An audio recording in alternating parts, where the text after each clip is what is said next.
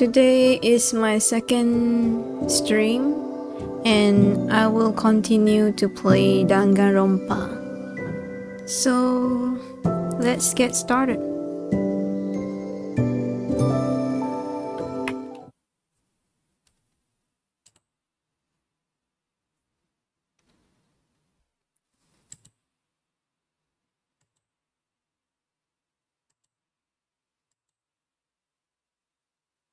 Continue.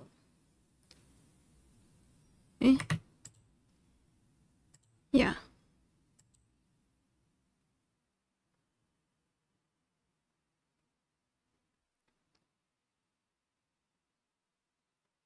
So from the last time I was stuck in the transcript menu. So now I'm not gonna click that.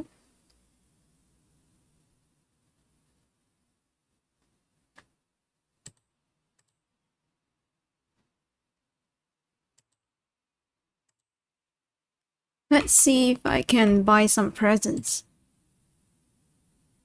Yes.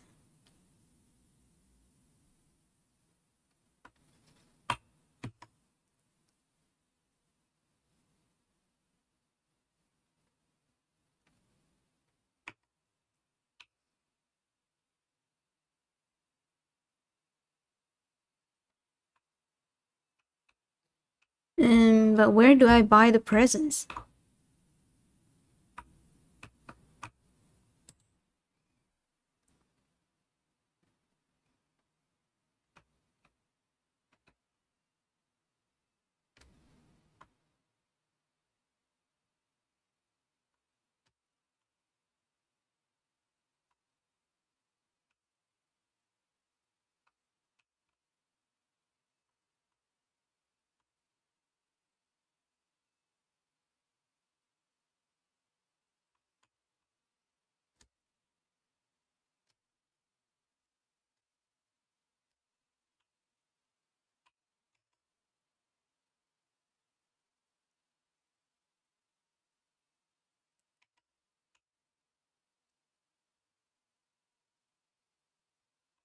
Oh, store.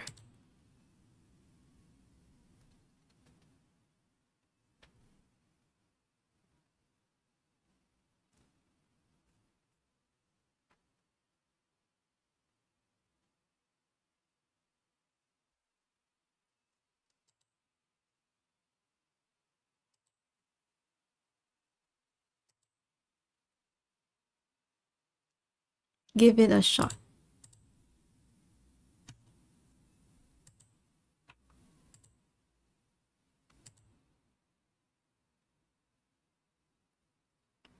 Oh, so that's what the coins are for.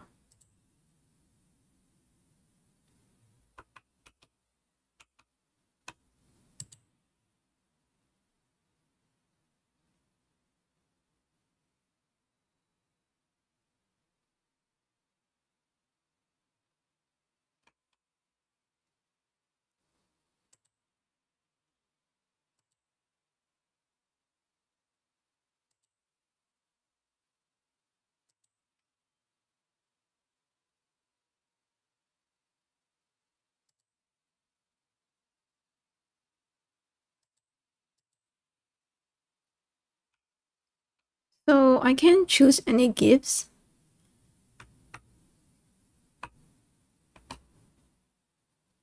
No. There's nothing. Oh, there's a vending machine here.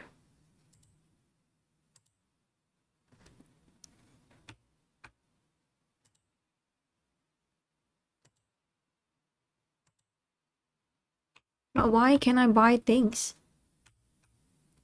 Wait.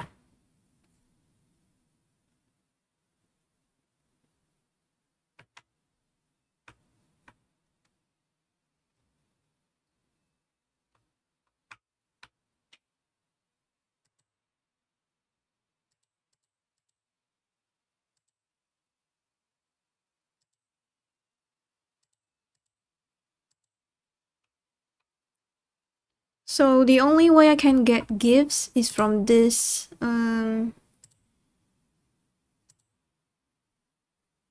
machine.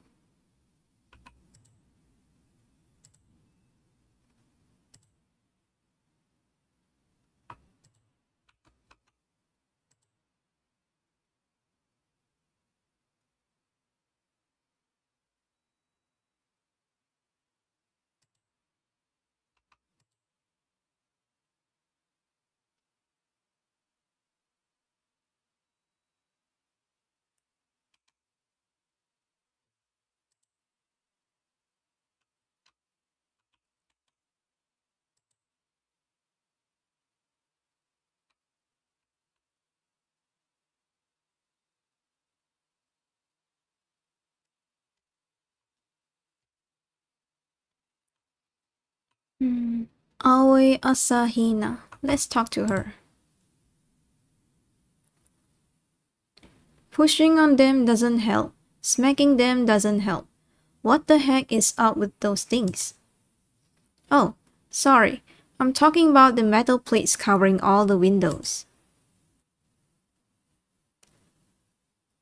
Ah, I know. We should try grabbing the top and yanking down on it.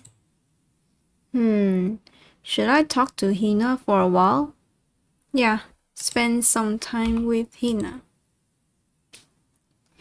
You wanna do some stretches with me? I followed Hina's lead and did some elaborate stretching. Hina and I grew a little closer today. Hmm, I mean, yeah, why not?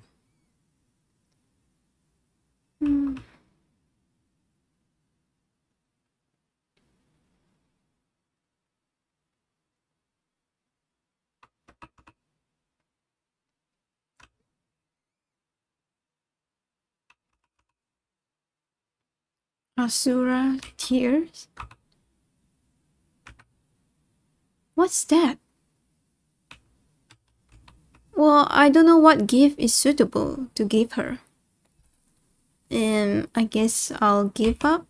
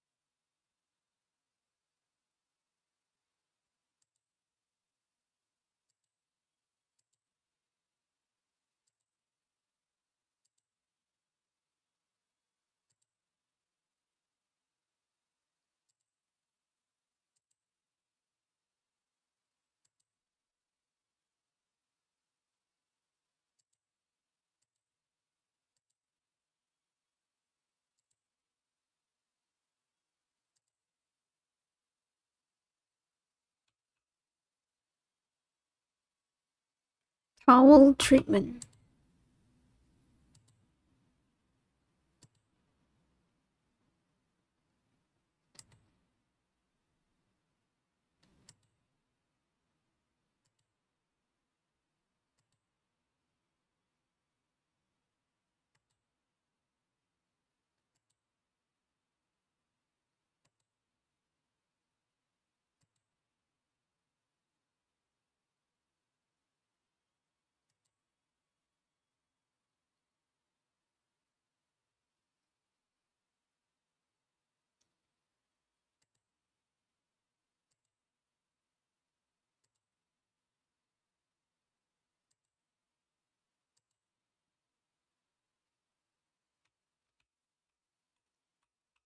Let's go out and talk to another person.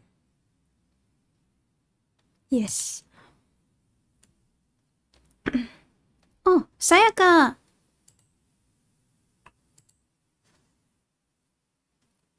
Out for a walk, Makoto? I wouldn't mind if you invited me along. Should I talk to Sayaka for a while? Yes! Okay, let's go for a walk. I think it will help cheer both of us up. I enjoy a long, leisurely walk with Sayaka. Sayaka and I grew a little closer today. Hmm.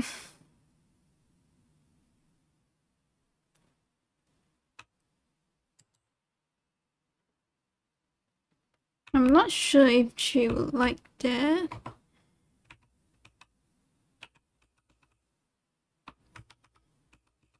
Wait.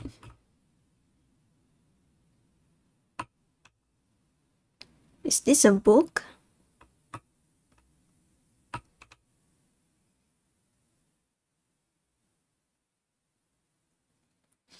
I have no idea what this is.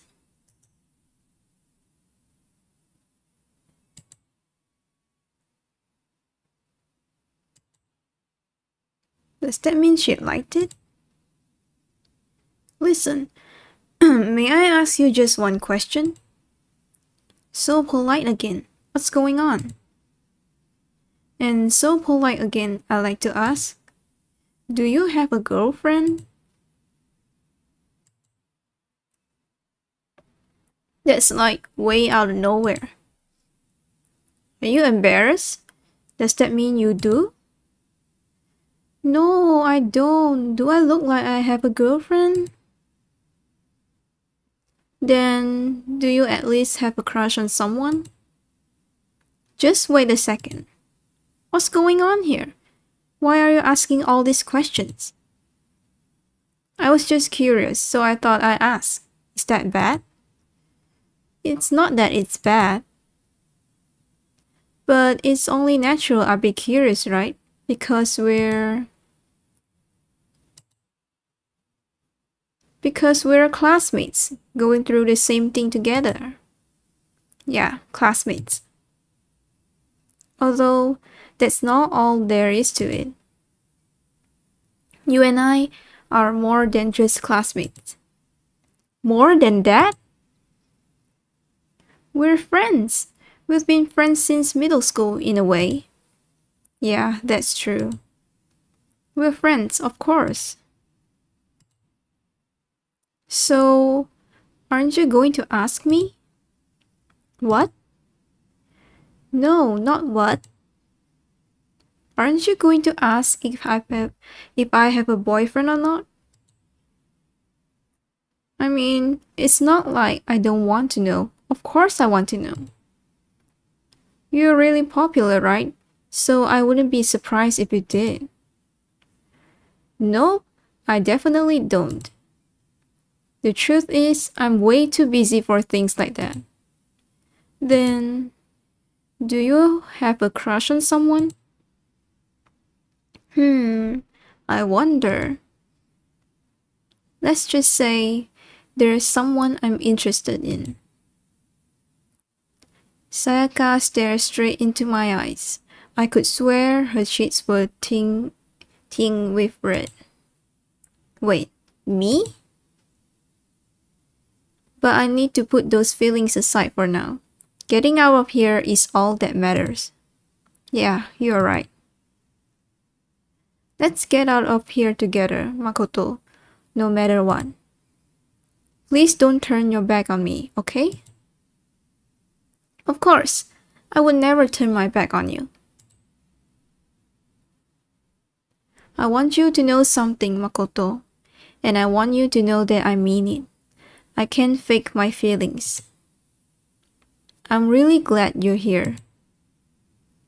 When she smiled at me like that, I could feel my entire body filling with power. It was like her smile was a source of pure energy. My friendship with her is my one source of courage. My bond with her makes me stronger. So I have to do my best in here. For myself and for Sayaka. I'm so happy you're going to do your best for me. What? You hurt me? I just have really good intuition. But is that really what you were thinking? Well... Anyway, let's just help each other out and get out of here no matter what it takes. I'm gonna do my best for sure. Yeah, you're right. We need to work together and do our best. I'm gonna do my best. I carved those words into the walls of my soul.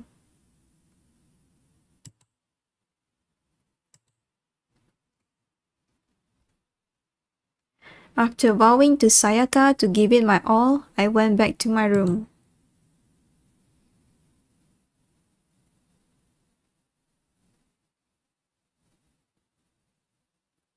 Oh, it's nighttime.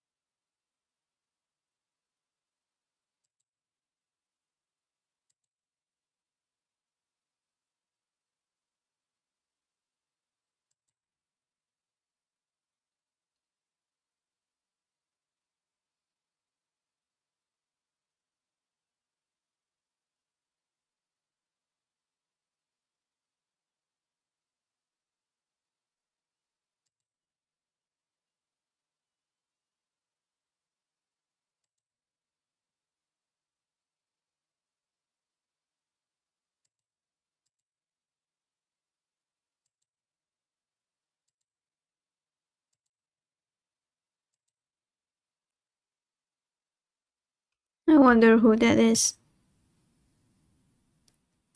Oh, a fantastic morning, isn't it? Taka? Now then, if you'll pardon the interruption. Without waiting for a reply, Taga barged into my room. What's up, Taka? No matter how intensely the stormy seas may batter me, I will not fall as long as my feet are firmly planted.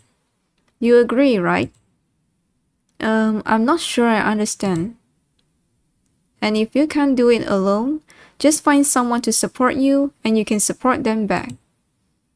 That's how you can overcome any storm. I was thinking about it last night and I decided we all need to really come together. And that was when I realized every morning from now on, after the morning announcement, everyone should have breakfast together. And now is the beginning of that fateful day. Please head to the dining hall at your earliest convenience. That's all for now. I have to go let everyone else know the good news. Taka didn't even wait for a reply. He turned and left before I could say a thing. Well, I guess I better head to the dining hall.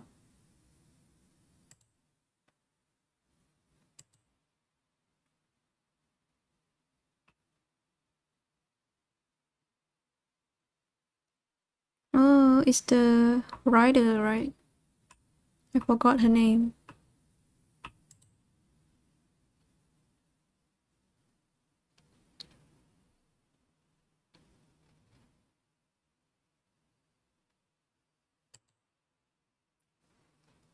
Okay, looks like everyone's here. So then let's begin our very first breakfast meeting. Everyone, thank you for making time in your busy schedules to come together. I didn't make time for shit. You dragged me here. I know I already mentioned this earlier, but In order to get out of here, it is essential that we all cooperate with each other. And the first step is this breakfast meeting to allow us to become friends and build trust. So from now on, let's all meet here in the dining hall every morning after the morning announcement. Now then, let's eat! You want me to eat breakfast with other people? I've never done that before. I'm not sure. Yeah, it's been a while for me too. Well, anyway, did anyone happen to come up with any clues? Silence echoed throughout the dining hall. Nothing at all? Anything. It can be about how to get out or who's doing this. Nobody has anything? You are going to die. Huh? If you can't stop yourself from showing weakness in front of others, you will die. What the hell? Don't even freaking joke about that. I am not joking. Adaptability is survivability. Did I not say so? So you better hurry up and adapt to your new life here. Have you gone completely insane? Adapt to my new life here? Do you have any idea what you're saying? Yeah, sounds like the girl wants to live here. And hell, more power to her. But shit. No way in hell am I living here. I'm getting out of here. I don't give a shit. Sure, feel free. Okay, so nobody has any clues? One thing I can tell you is who's behind all this. Someone who's totally weird and messed up. Why else would we be trapped in here in the first place? Well, sure, it could be something like that, but for right now, actual clues are... Huh? What's up? If you think in terms of people who are really abnormal or bizarre, do you think maybe the person responsible for all this could be a certain murderous fiend? Chihiro, do you have some idea who might be behind all this? Well, maybe. I mean, I can't really be certain, but... Certainty is not a concern right now. I'll allow whatever remarks you may have. Okay, well... Have you guys ever heard of Genocide Jack? You mean that serial killer that's been in the news and all over the internet? The monstrous villain who's murdered scores of victims in brutally bizarre fashion. The word bloodlust was left at each murder scene, written in the victim's own blood. Whoever it is, he's like a ghost. He strikes without warning and disappears without a trace. And on the internet, they started calling him Genocide Jack. That about covers it, I think. They say he's claimed over 1,000 victims. That's just an urban legend though, right? I mean, even like 10 people would be totally insane. Anyway, whoever Genocide Jack really is, he's obviously some kind of super crazy killer. And if he really is this ultimate psycho, I wouldn't be surprised if he put together something like this. But like I said, I can't be certain. I don't have any evidence or anything, it's just a thought. But if they're the killer, isn't that like a killer of a problem for us?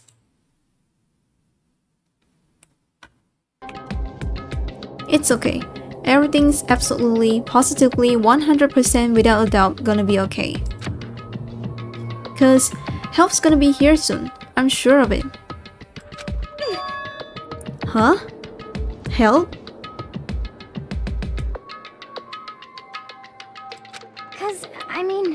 We've been stuck in here a few days already, right? Nobody's been able to contact us, so I'm sure they're getting worried. I bet they called the police already. What's Oh, this? teddy bear! The police? You're putting your faith in the police? What are you doing here? You guys. Seriously, do you understand what role the police exist to fill? All they're good for is being a foil, playing against a villain or anti-hero or evil organization. The bad guys come along and destroy them, and that shows just how badass they really are.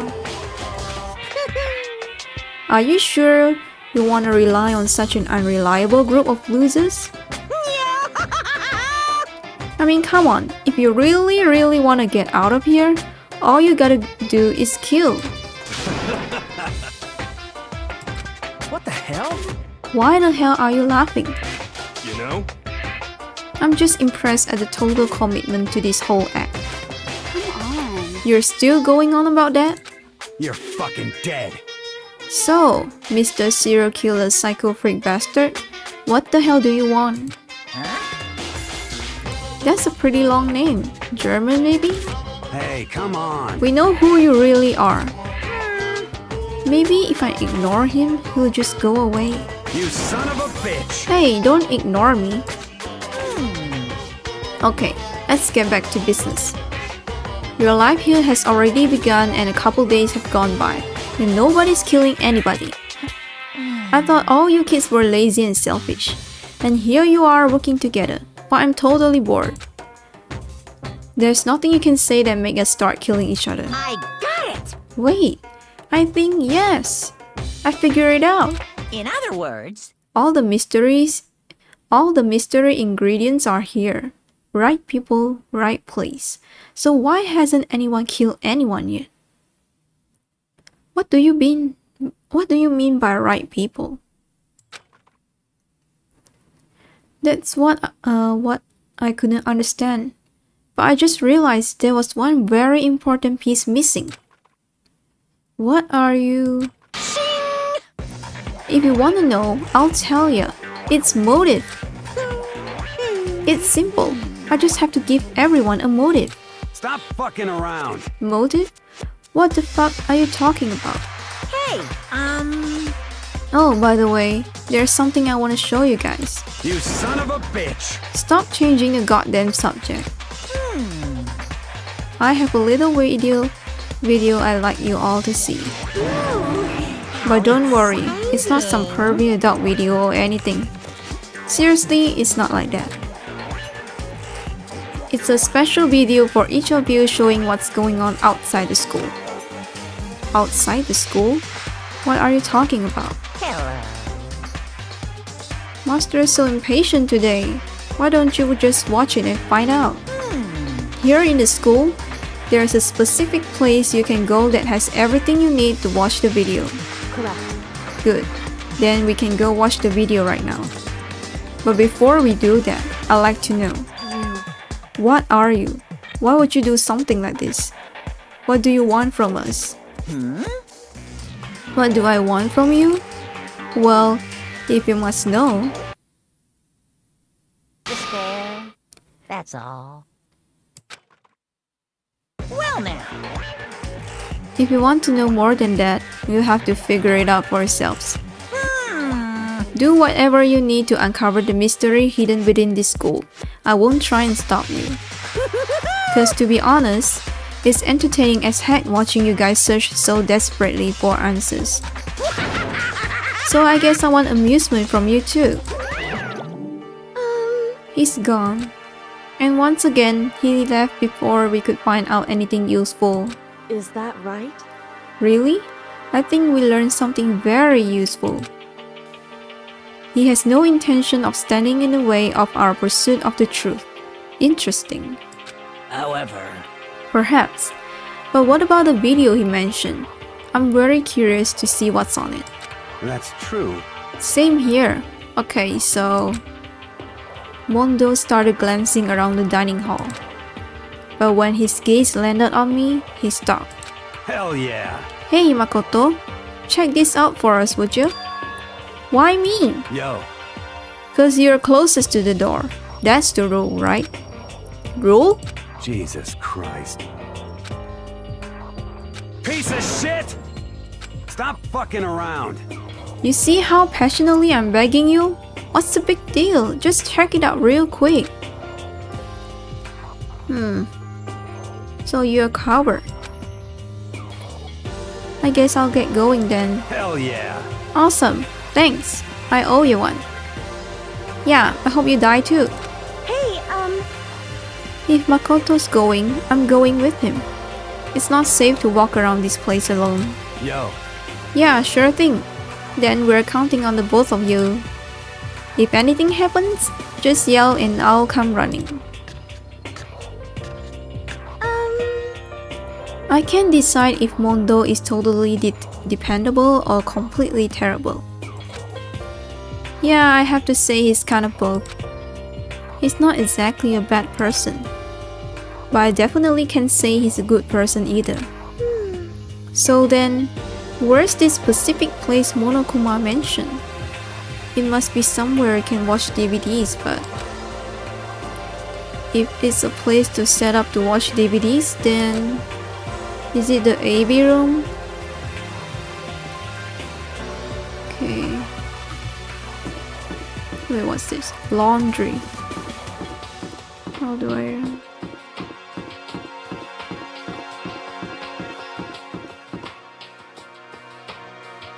Where's this? Oh, wait.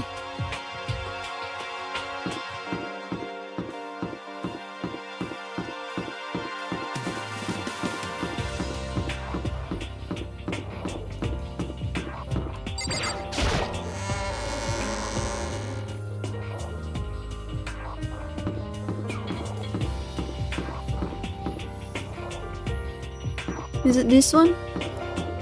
Yeah.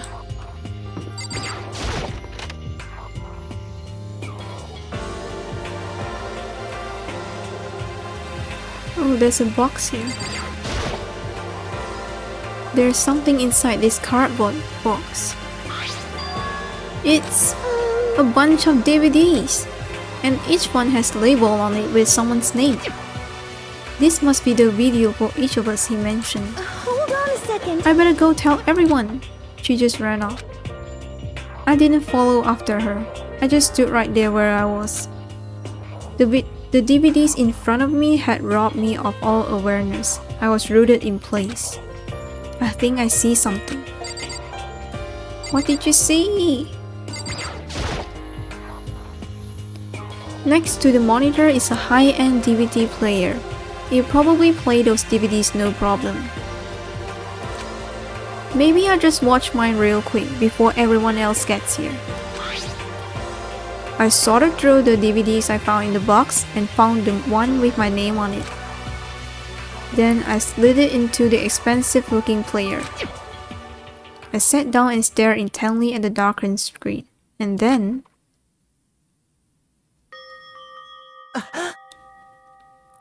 Is that?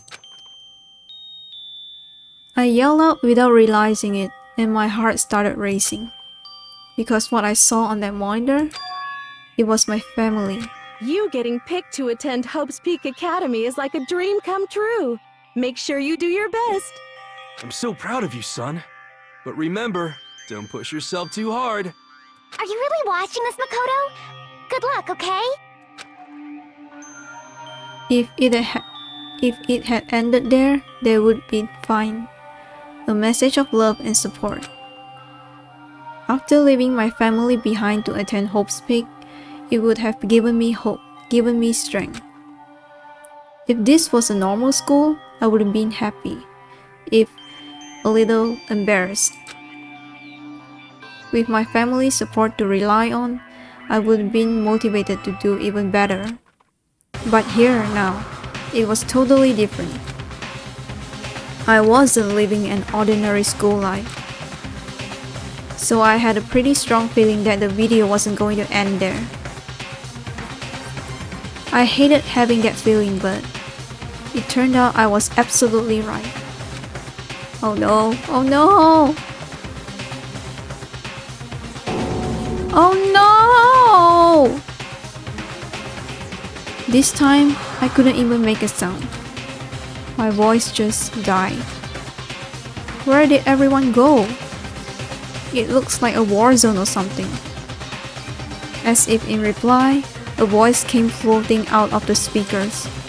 I recognized the voice, of course. It was him. Makoto Naegi accepted into Hope Peak Academy and his family who supported such a lucky boy. But it seems like something's happened to this family's well-being. Oh boy, this is bad. What could have possibly happened to this family's well-being? Shit. Is this the motive that the bear was talking about? What happened to everyone? I started trembling. I could feel the fear and anger building up inside me, like hot magma. God damn it! I slammed my face against the desk over and over again. A single thought was racing through my mind. What else? How could I think about anything else? I have to get out of here. No, I already got my motive. I have to get out right now. I need to make sure everyone's safe. But I wonder if the video is real or it's just a fake one to just let me believe that I have to get out to make sure my family is safe. Makoto? What happened? Make sure who's safe. I noticed everyone standing around the entrance to the AV room. They stare at me, faces full of confusion. What's going on? Without a word, I pointed to the cardboard box. Is it like... Is that what Teddy Bear was talking about? What does this mean? What's on them? They all gathered around the box, and each of them grabbed the DVD with their name on it. One by one, they each rushed to a monitor. It didn't take long for them to react. What the? This can't be real, right? It has to be fake, right? Hey, hold on. Yeah, no way it's real. I can't take it anymore.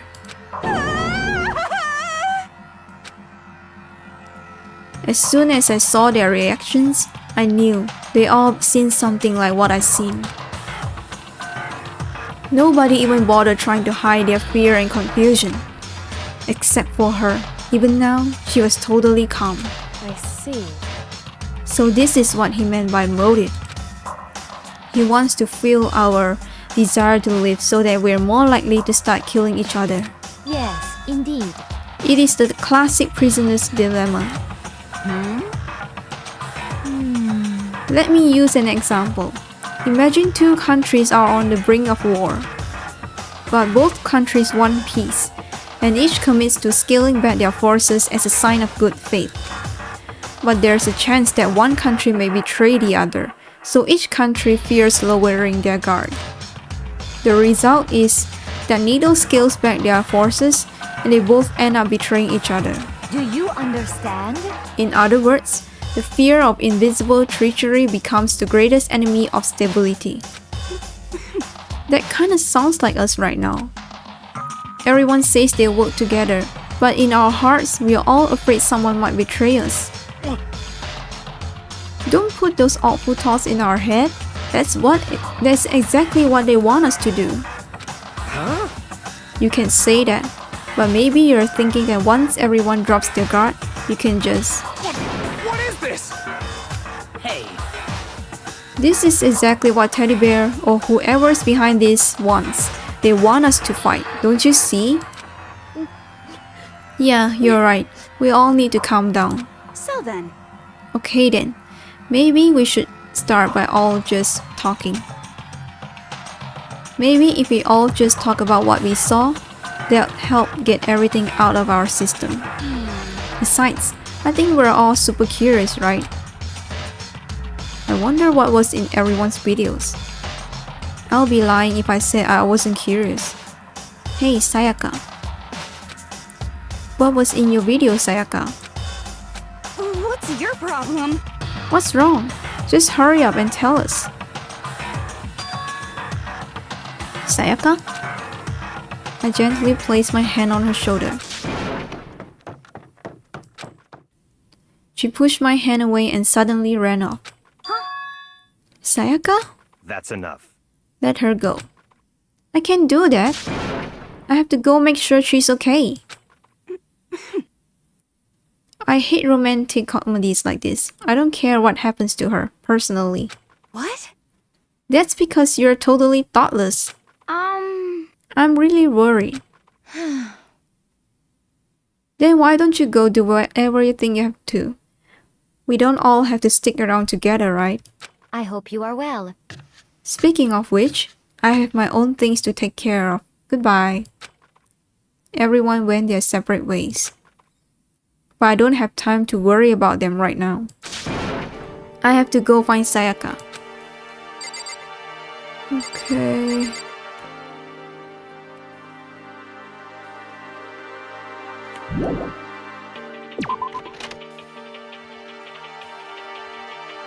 Where could she have gone?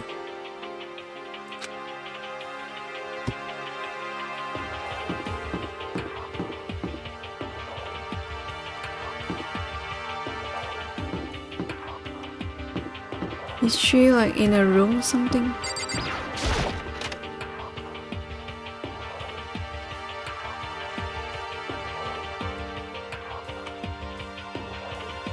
Okay, she's not here.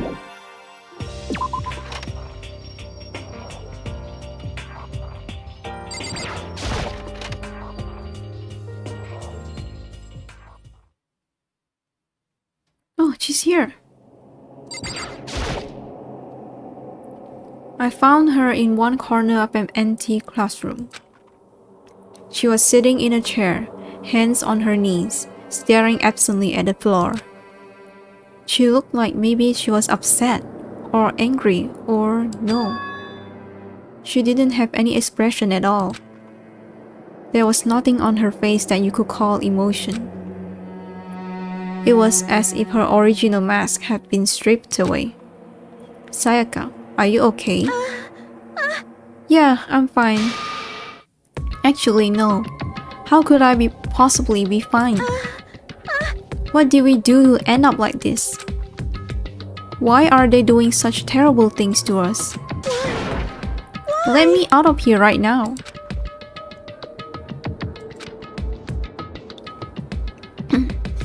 As she thrashed around, I grabbed her by the shoulder. I understand. I know how you feel right now. When I think what might happen to my family. But now more than ever, we have to stay calm. This is exactly what they want. They want us to lose our composure and stop thinking rationally. Think about it. Those videos have to be fake. Because if those things had really happened, people out there would be in an uproar. Our families, the police, everyone, right? So let's just calm down, okay? Otherwise, we're already lost. I knew I was trying to convince myself just as much as her. I keep repeating those words to myself to clear away the images that have been burned into my brain. Be calm, okay? Just be calm. As long as we work together, I'm sure we can find some way out of here. And help might even come before that. But what if there isn't a way out? What if help never comes? If that happens, then I get you out of here myself, no matter what it takes. When I said that, I paused. I had no idea what had come over me. Sayaka? Please, help me. Her voice was small and shaky. Why? Why is this happening to me? To kill or be killed? I just can't take this anymore. Sayaka.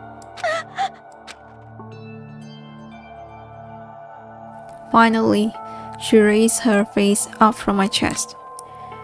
She looked at me with those big, wet eyes of hers. Makoto. Can I believe what you said? Huh?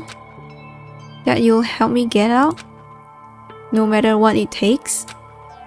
Absolutely. Makoto! You're the only one I can trust, so please. No matter what happens, please always be there for me. I need you on my side. Of course I'll be there for you. No matter what, I'm always on your side. I mean, you are my assistant after all. Makoto. Thank you. Hearing you say that, I feel like I can keep going. I can get through this, as long as you're here with me. 'Cause I'm your assistant. The smile I come to know so well returned to her face. It felt a little forced, but still. It was a huge improvement over how she was before. Hey! Hey! Oh no, you stupid bear! It's standing up! Makoto, it's standing up! What's standing up? Come on! Do you even have to ask? Your flagpole. Get the hell out of here. Just a minute. No, I want to join in. Damn it. Well, if you won't leave, then tell us what the hell is up with those videos. Oh, it's about to come out.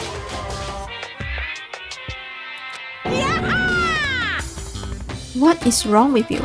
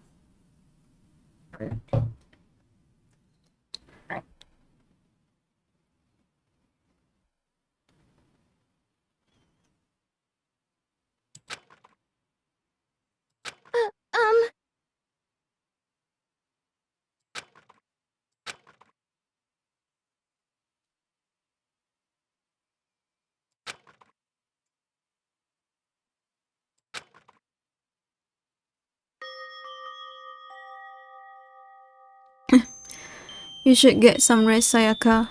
You still look pretty shaken. Sorry. I'm sorry for making you worry about me. You're right. I'm going to lay down for a bit. With a nod and a small bow, she disappeared into her room. Now on my own, I headed off to tell everyone that Sayaka was okay. Once that was done, I decided to go back to my room. It was hard to think after watching that deranged video. I needed some rest of my own.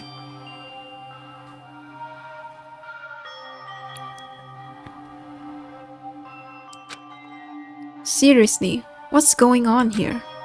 There's just so many problems. I can't even decide what the biggest problem is. That we're trapped in here? That what I saw in that video might be real? Teddy bear? What the mastermind has in store for us? Or are we our biggest problem? I want to get out of here. But I could never kill someone. Do the others all feel the same? Yeah, that's definitely the biggest problem right now.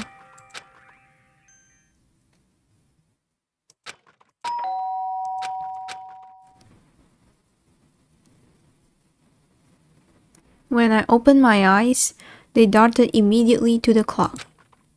It's almost 10 o'clock. I fell asleep without even realizing it. Nighttime's about to start. So how come someone's here? Oh, I'm a little scared. Sorry. I'm really sorry to come by so late. Sayaka?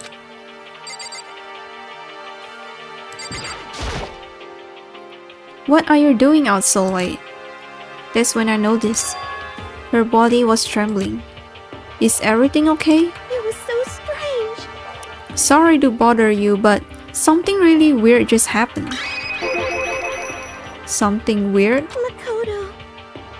Just a little while ago, I was laying down in my room, and all of a sudden, my door started rattling and shaking. Her voice sounded like all the air had been squeezed out of her lungs. Just hearing her talk made me tense up. I was so scared. It was like someone was trying to force the door open. My door was locked, so they couldn't get in, of course. But they started shaking the door harder and harder. I was so scared I couldn't even move. So what happened? After a while, it just stopped. I let some time go by. Then I got up and opened the door to check outside. Makoto. But there was nobody there. Someone tried to force their way into your room. But who would do something like that? I mean... It's not like I'm suspicious of anyone here, but still, it makes me nervous. What if something like that happened in middle of the night? What would I do then? You don't have to worry about that, right? I mean, we can go outside during nighttime. But that's just a promise we made, right? If someone decided to break that promise, then why don't you stay in my room tonight? Would that make you feel a bit better? Huh? What? All it said in the school regulations was that we had to sleep in the dorm rooms, right? It didn't state specifically which room each person had to sleep in, so... Hey, But two people sharing one room is, you know... I'm sorry, I didn't even think about it. Honestly, that didn't even cross my mind. No, I know, me either. It's not even that I mind the idea, but... if you don't mind, could we maybe switch rooms? Just for tonight? Is this some kind of trap? Switch rooms? If it helped put your mind at ease, then it's totally fine with me. But I don't mind you staying in my room, but... Are you sure you're okay with me staying in yours? That doesn't like concern you? It's fine, I trust you. In that case then... Oh.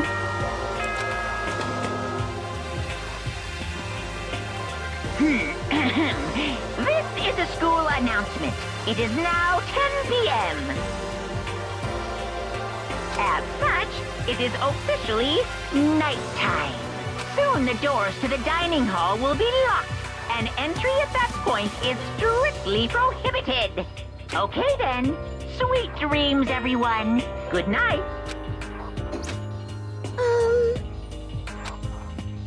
Okay, so it's settled. I'll head to your room right now.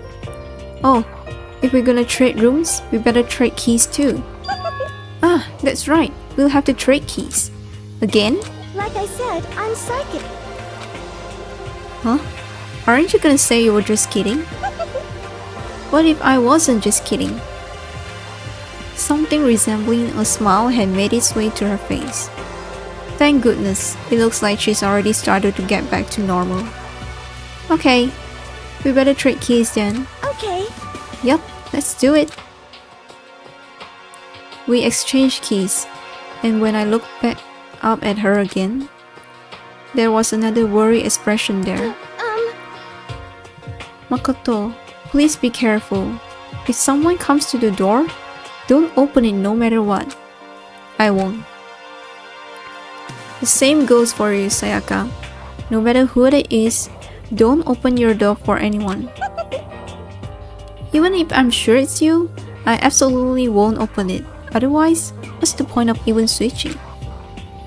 Oh, by the way, just so you know, my bathroom door tends to get stuck. There's a little trick to opening it. You have to turn the knob, then lift up on the door while you pull it out. Just do that and the door should open no problem. Okay. But the showers don't work during nighttime anyway, right? Oh, that's right. I totally forgot. But I guess I might use it when I get up in the morning, so thank you. Okay, well, I better get going. See you tomorrow, Sayaka. Hey, And about what I said before? When I say I was psychic, it really was a joke.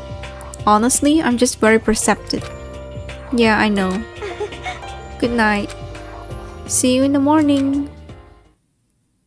Sayaka gave me one last parting smile, and I headed off to my room. I looked around as soon as I got into the hall.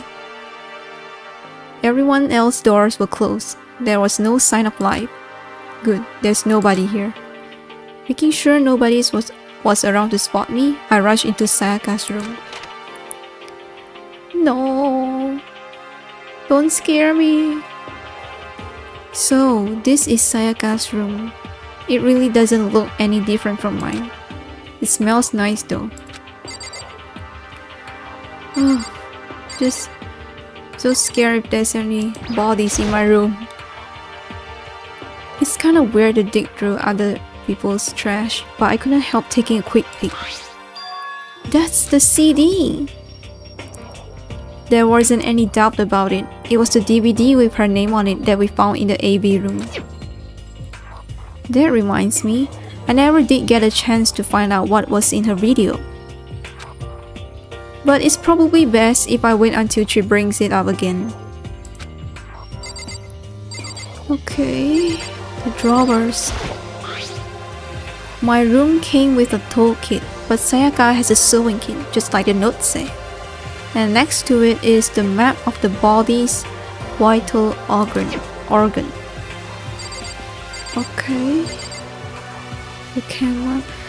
I really wanted to check out the bathroom, but I'm scared. Okay, I'm gonna open it.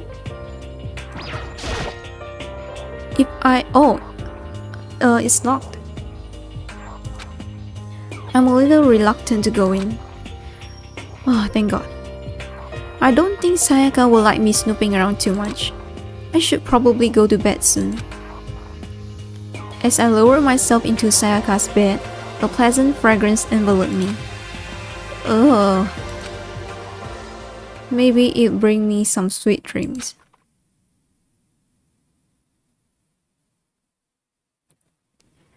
Feeling a little better than before, I fell asleep.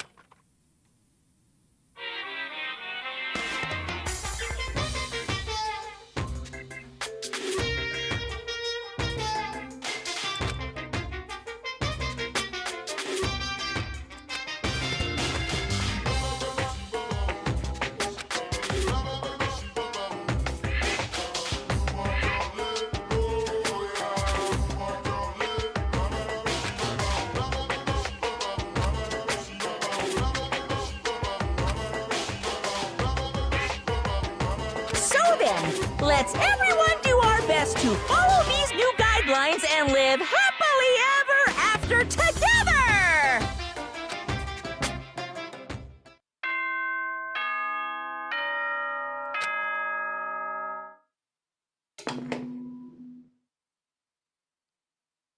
Good morning, everyone. Get ready to I sat up, still half asleep, and rubbed my eyes. Slowly, I pulled myself out of bed. I remembered I was in Sayaka's room. I just remembered I promised to eat breakfast with everyone else. I better get going. I left Sayaka's room and made my way toward the dining hall.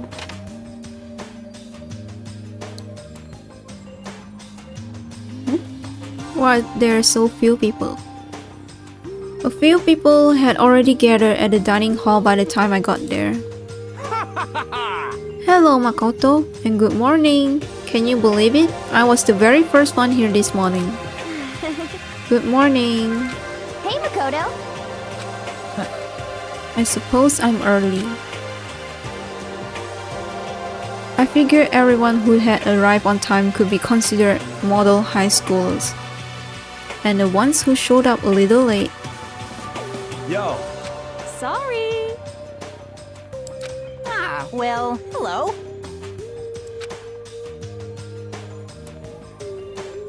were the types with a more relaxed sense of time. Most high schoolers fall into this category. And finally, the ones who kept everyone waiting forever. Indeed. Hey, where's Sayaka? my bad. What's your problem? Yo!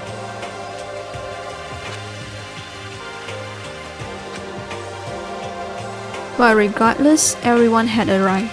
At least, that's how it was supposed to go. Wait, aren't we still missing some people? Yeah, Sayaka and Byakuya aren't here yet. I don't know about Byakuya, but I would definitely put Sayaka in the model high schooler category. So for her to be so late... What? Oh no! What's going on? Did something happen? Yo. Hey man, have you seen Sayaka? Why would I have? I just came straight from my room to here. Did she forget about our breakfast promise? However, I got the sense she always has her stuff together. Listening to everyone talk like that, a small dark speck of unease rose up inside of me. And that speck started to grow quickly. I need to go. I have to check on her. Oh no! The words had barely left my lips before I flew out into the hall. Oh no, don't tell me something happened to her. Where I headed first was my room, where I let Sayaka stay for a single night, where she was supposed to be safe. But over the course of that one night, oh no! The room had been completely transformed. What the hell? Oh no, the bathroom door! And the katana and the keys! Oh my god! Wait, let me check the surroundings first before I go into the bathroom. Okay, this is my room key. And the katana. It has no blood on it. No blood. And the roller. Okay, I'm going in! Oh no!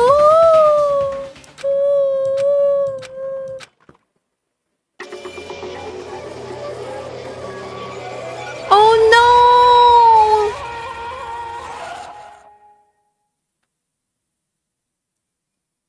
It took me a second to realize I was screaming. When I saw a doggy's way through my eyes and buried itself in my brain. And then everything went black. Oh. Danganronpa.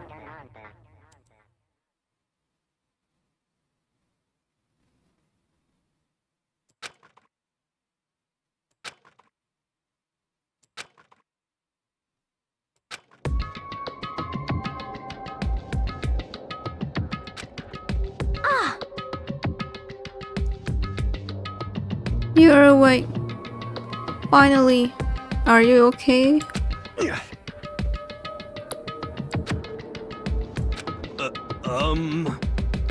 You were unconscious, dude. I had to carry you back here. Okay, so I am the suspect now, right? Because it's logical to think of me as a suspect. In this case. Well. It is no surprise considering what happened. What happened?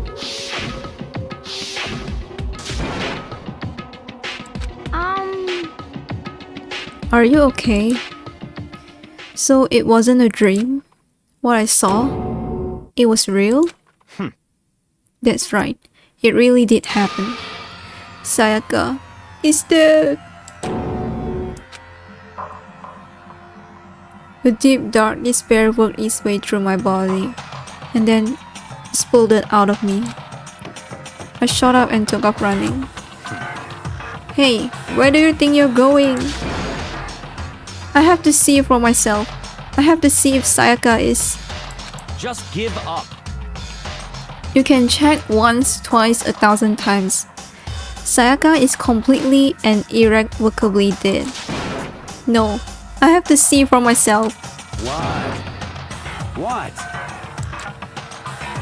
Well, what good is it gonna do just sitting around here? I mean, why are we all hanging around in the gym at a time like this?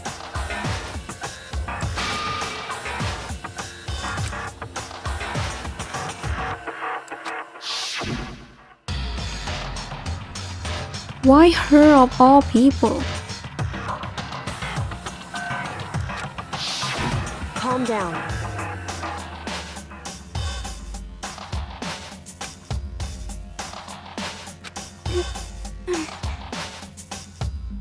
Shouldn't it be obvious? Teddy Bear, he told us all to come here. Well, hold on. Don't talk like that. We all protested it. I mean, we remember the terrible price Sayaka had to pay. But So... I'm the one who convinced them to come. Right now, we need to do whatever he says. We're his prisoners, right? It's not a good idea to defy him without a reason. correct. We don't need to make any more sacrifices than we already have. Why should we listen to anything he has to say? It's obvious he's the one who killed Sayaka. Wrong.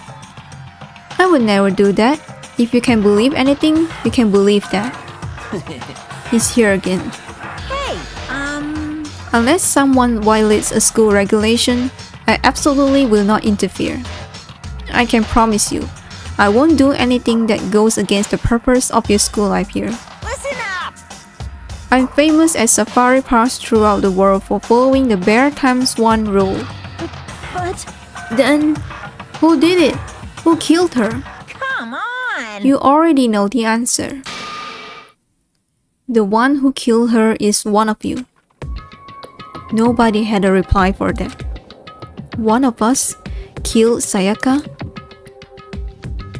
What? What's the matter? You guys all look like you're about to see a dove get shot up with a Gatling gun. Don't you remember what I told you when all this began? Yoo-hoo! One of you decided to kill Sayaka so that you could graduate. Someone's just following the rules. There's nothing wrong with that. Well, You're lying, right? Of course he's lying. I'm telling you, he killed her. wrong. No. One of you is a bona fide killer. If they wanted to, the one who did it could testify to that little fact. What? Without thinking, I looked around at everyone. They all had the same look on their faces. Everyone looked at each other with a combination of fear, suspicion, and confusion. Are you serious? What is this? Someone killed someone. It is amazing what some people are capable of. Just hold on. Hey, don't just assume he's telling the truth. Stop talking. That's enough. Before we do anything else, I like to confirm something with the stuffed animal here. If one of us really did kill her, that person gets to graduate from the school, right? Huh? Come on. Don't play dumb. That's what you said, isn't it? If you kill someone, you get to leave. What? Why are you laughing? You're just so naive. You think it's really that easy? You can just kill someone and waltz on out of here? Hey, come You're on super naive. now. No, the real thing has just begun. The real thing? Now then. Are you ready? Allow me to explain the second part of the rule regarding graduation. Just like I explained before, you must kill someone if you want to leave. However, even if you do that, there is still one more part to the agreement you have to uphold, remember? Then perhaps... You are referring to rule number 6 of the school regulations. If you are the blackened that committed the murder, you can be found out by the other students. That is what you are talking about, is it not? In other words, Bingo! It's not enough to just kill someone. You have to actually get away with it. Which naturally means you need a system in place to access whatever, whether or not it's been gotten away with. yahoo! So, a certain amount of time after a murder has taken place, a class trial will begin. Class trial? Yep, it'll begin a few hours after the murder. Everyone will gather together, including the blackened who committed the murder. And they and the spotless students will all engage in one big debate showdown. During the trial, you'll have to present your arguments about who you think the blackened is. And once everything comes to an end, the outcome will be decided by popular vote. If the answer you've arrived at is correct, only the one that disturbed your peace will be punished. The rest may continue their communal life. However, if you choose poorly, then the one who got away with murder will survive, and the rest of you will receive your punishment. Which of course means your school life will come to an end. As far as class trial rules go, that's all there is to it. Well... So, what exactly is this punishment you keep talking about? Oh, well, to put it simply, it's execution. Execution? What? And by execution, you mean... Execution is execution. Execution! Electric chair. Zzz, zzz, poison gas. Torn apart like a paper plane in a hurricane. So, to make sure I understand, if we get the culprit right, then only they die. But if we get it wrong, all the rest of us get executed? Well done. What a smart little chimpanzee you are. Look at you, implying you didn't do it without actually saying it. So it's basically what the outside world calls a lay judge system, or an inquisition type thing. Which means you'll be deciding who you think the killer is. But judge carefully, because all your lives are on the line. Okay, just let me add the rule I just described to your handbook. Make sure to keep it in mind. Hey! Hold on a second. How are you talking? You're freaking insane, you know that? What the... A class trial? What the hell is that? I don't want anything to do with it. What's this? Why not? Stop it! What do you mean, why not? Why do I have to waste my time trying to figure out who murdered someone? What? Are you saying you're not gonna participate in the trial?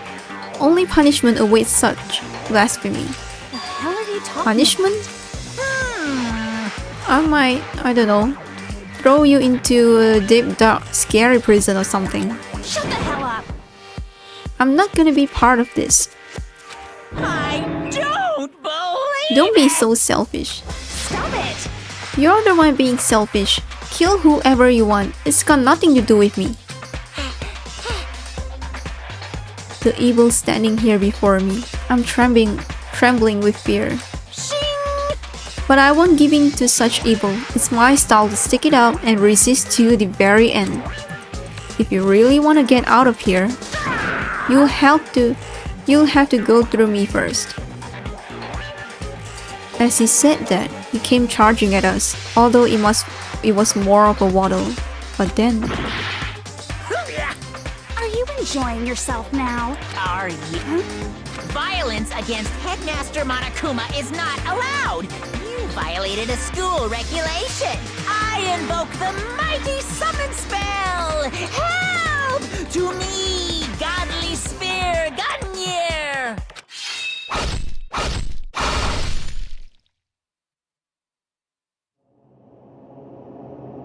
Okay, so another person dies. This wasn't why.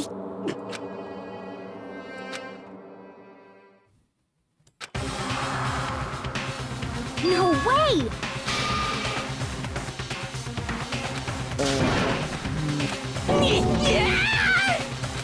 Now I need to find out the culprit who killed Sayaka. Now I'm painfully aware of the great power and meaning of a promise.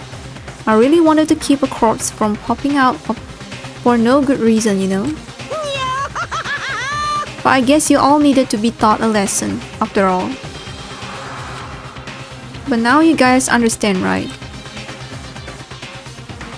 Now you see just how serious I am. Defy me and you get shot full of holes, exploded, buried alive, disintegrated, etc. So, if you don't want that to happen to you, you'd best obey those school regulations.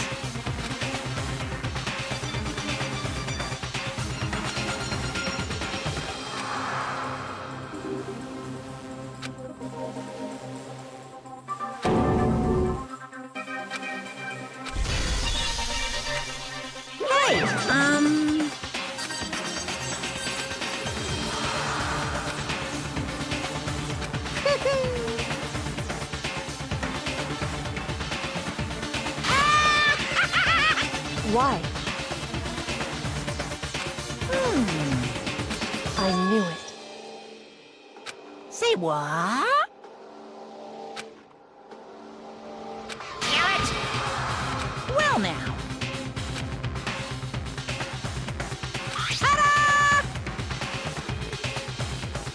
It's the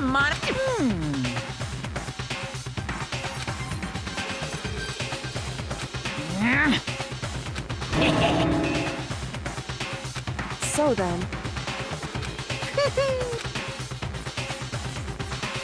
Correct. Well?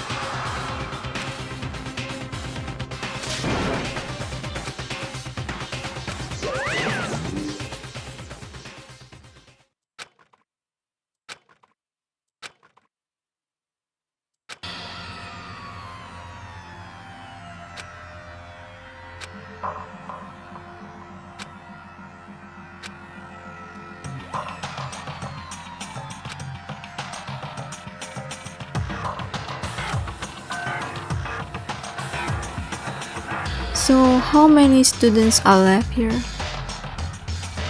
We found ourselves in a situation where we couldn't help but looked at each other with open suspicion. It was the worst situation imaginable, and yet, even in such a perversely terrible situation, she didn't show the slightest hint that it had gotten to her. Hey, Now's no time to wallow in your depression. The worst thing we can do right now is lose all faith in each other. That will lead to the same disastrous result as having total faith in everyone else. What? in other words, Cooperation is absolutely key at this point. Who you decide to trust or not trust is, of course, up to you. Continuing to think about and talk about the disease certainly isn't going to help anything. What the heck? Saying stuff like that is just... How many times have I told you? Anyone who can adapt will die. Death is the only thing awaiting those who are unable or unwilling to adapt. If that happens, you only have yourself to blame. That's terrible! What an awful thing to say, especially after what's happened. just a second. Right now, exposing the killer is the most important thing. Because if we don't, we are all going to die here. She's right. We need to begin our search right away. Of course. Either way, we can't run away from the situation, so we have no choice but to move forward. What the heck? We just have to do it, I guess. What other choice do we have? No way in hell am I letting someone kill me. So let's do this. We just have to do it. Everyone kept repeating that sentiment. They were using it like a mantra to give themselves strength. But they're right. We just have to do this. No matter how much we don't want to, we have no choice. If that's what it takes to survive, then that's what we have to do. On top of that, there was something I needed to find out. I had to know why Sayaka had to die. Why she had to be the one. I'm terrified to find out, but still, I have to know. Otherwise, I knew I'd never be able to accept her death. Which is why I don't have any choice. I have to do this. Okay, so do I have to talk to every one of them?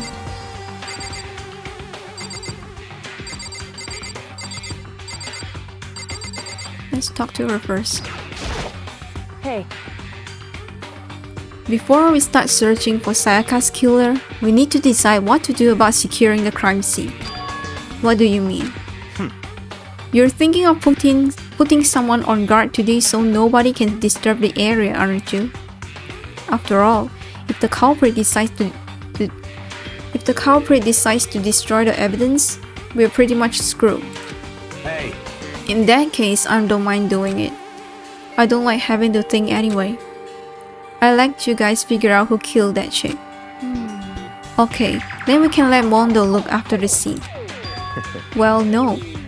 We can't just leave him there alone. what? Why the hell not? Stop talking. Isn't it obvious? If you were the culprit, what's the first thing you would do? By volunteering for guard duty, you're in a position to destroy all the evidence you want. So then. Fine.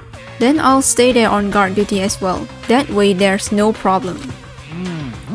2-player co-op based defense with the two of them. Since we won't be able to help investigate, we're putting our faith in the rest of you. But I'm still pretty freaked out, but I'll try. Okay, how many people are here? 1, 2, 3, 4, 5, 6, 7, 8, 9, 10, 11, 12. So there are 12 suspects. Okay. Do I talk to all of them? If we find out who did it, then only that person dies. But if we get it wrong, then all the rest of us face execution. What the heck? That's what the ridiculous school regulations said, right? So stupid.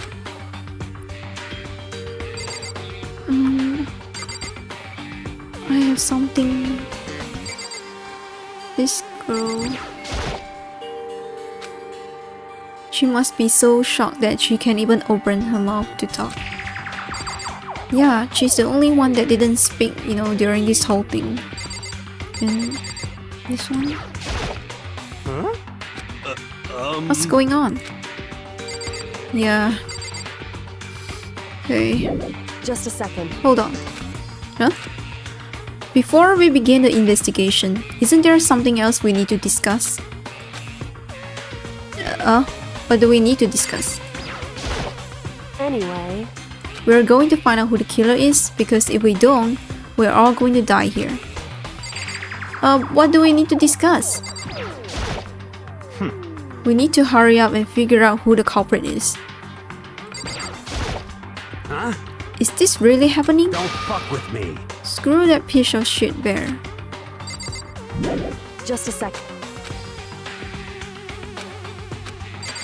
What do we need to discuss? oh, So you finally notice. What the crap? Notice what? I was looking through the Monokuma file we received, and I noticed something very obvious and very unusual. Huh? What are you talking about? Take a look. Notice anything interesting about where Sayaka died?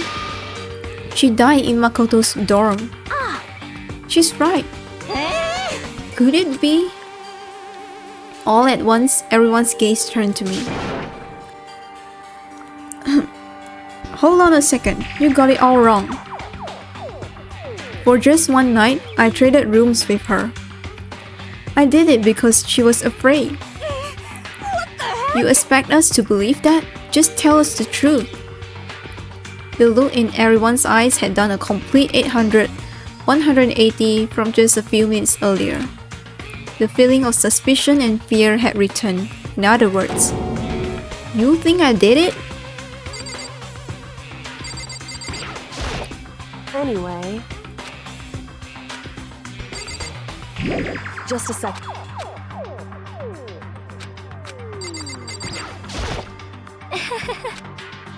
Nothing's been decided yet. And what now?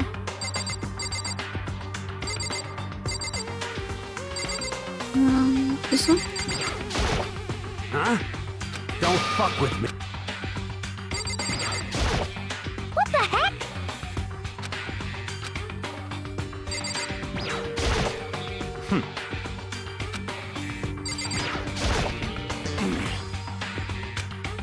What the heck? Are you Anyway.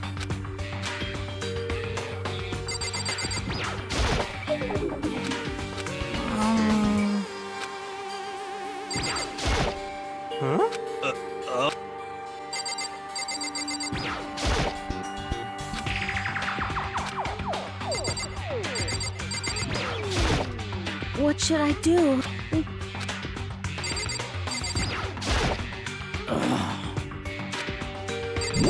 Just What do we need to discuss?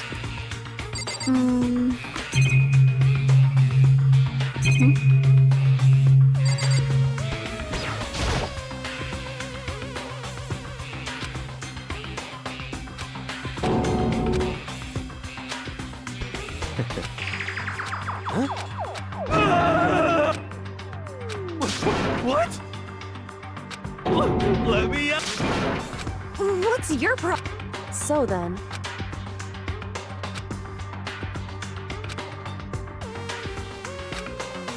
So Actually, goodbye.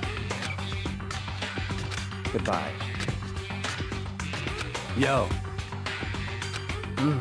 Hey, damn it. You're fucking dead.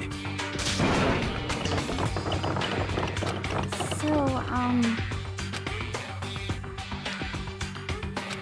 anyway, this is. So,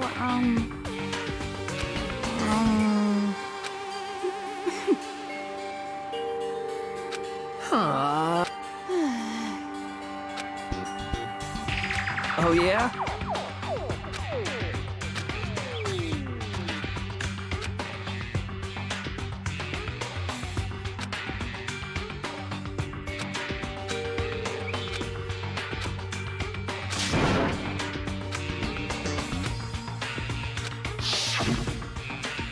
Execution is electric chair. Zzz.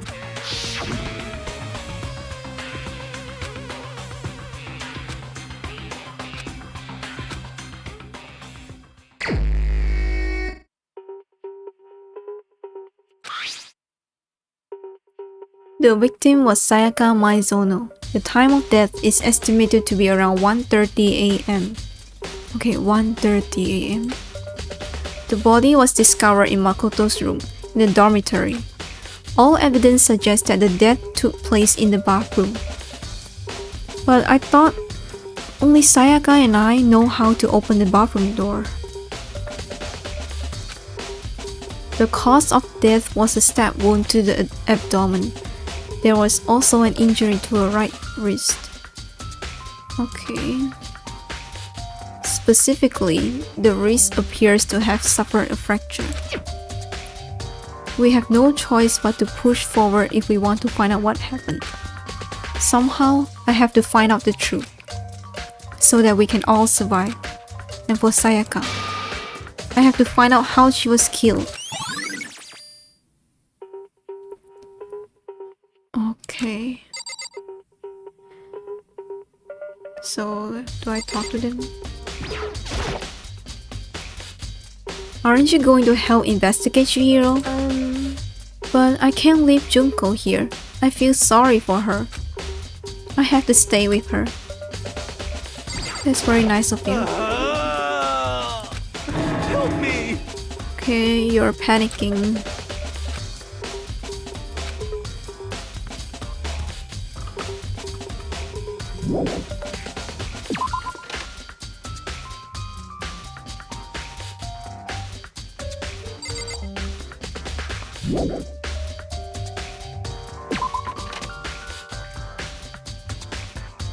First of all, I should head to the scene of the crime, my room. We won't make any progress without investigating there. So I headed to my room, where Sayaka's corpse still remained.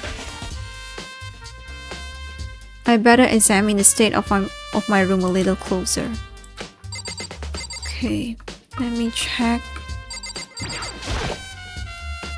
The notepad is still here, but I don't think it's relevant right now.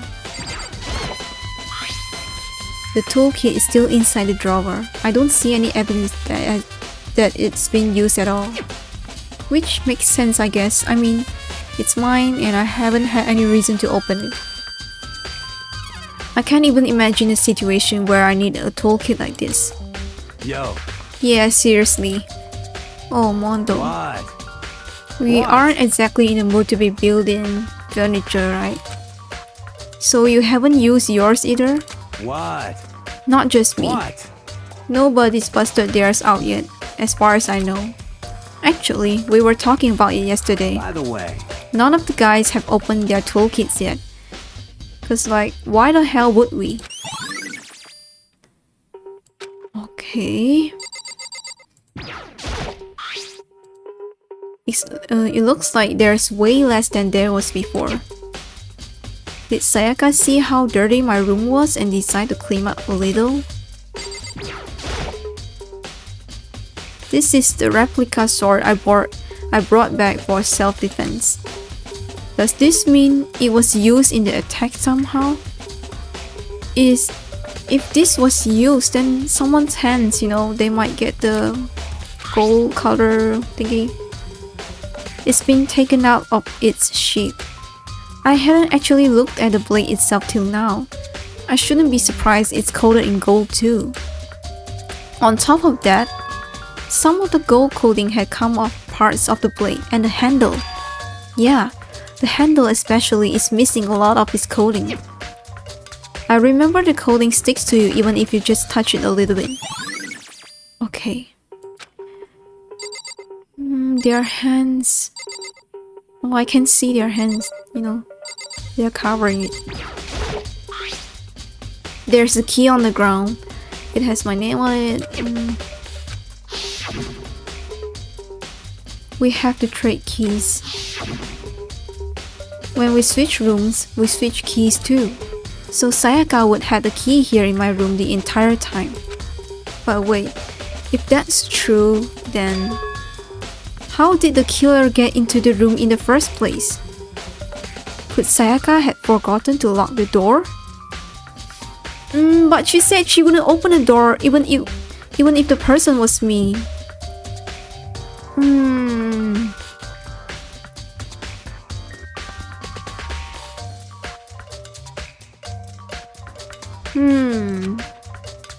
That seems impossible. The same goes for you, Sayaka. No matter who it is, don't open your door for anyone. Even if I'm sure it's you, I absolutely won't open it. Otherwise, what's the point of even switching? Yeah. After saying that, there's no way she would have forgotten to lock it or open it for any reason. Well, maybe she dropped the key somewhere and someone else grabbed it or something. That's not possible either. Sayaka was in here when we switched rooms.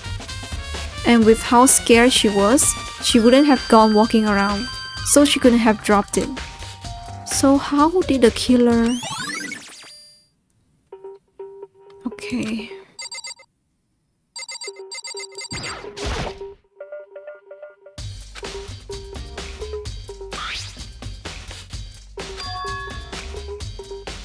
There are some scratches on the sheet.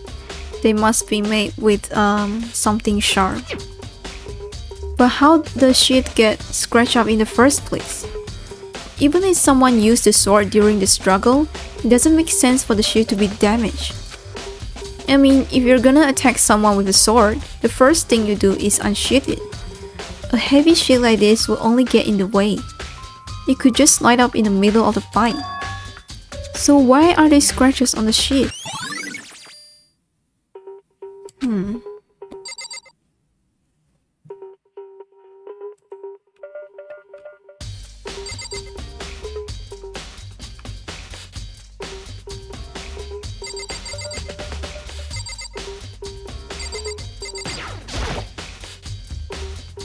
Hey, I try not to make assumptions like that. I simply don't know whether or not you did this. Whatever decision the rest of you come up with, I will follow your lead. Okay.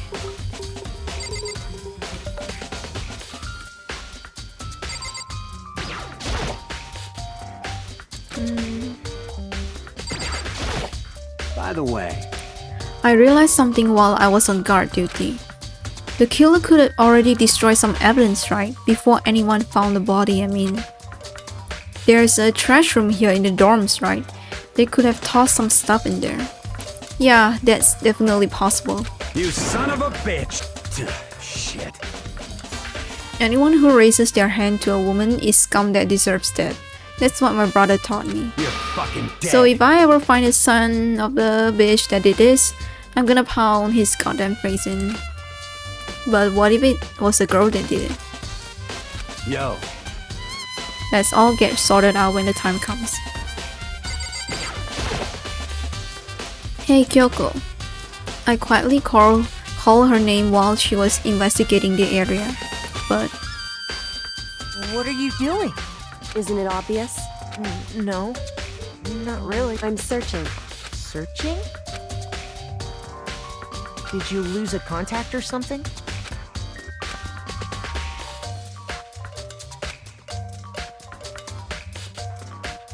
Listen, are you a clean freak? No, I don't think so. But what? Nodding, she glanced around my room one more time. I see. Interesting. What's interesting? Hey, Just as I suspected, there's something very unusual about your room. What do you mean? so I searched your floor from one corner to another, and I didn't find one single strand of hair. Really? indeed. Not one hair from the victim and not one hair from you, even though you've been living in here. Now that you mention it, I noticed something while I was looking around before. It looked like the lint roller in my room had been used, but I never touched it. Could someone have used it too? I see. Very interesting. Your room didn't have a single hair in it, and someone used your lint roller without your knowledge. In other words, someone other than you came in and scrubbed your room clean. Was it Sayaka or the killer? Well, That's the question, isn't it? Okay. I should look around here first. I can check other spots later. But I already looked around. A surveillance camera.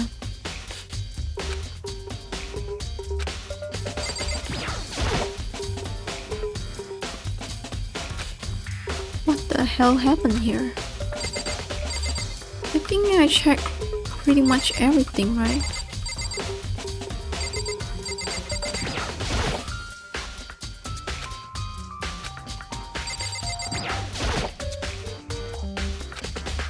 I thought I checked everything.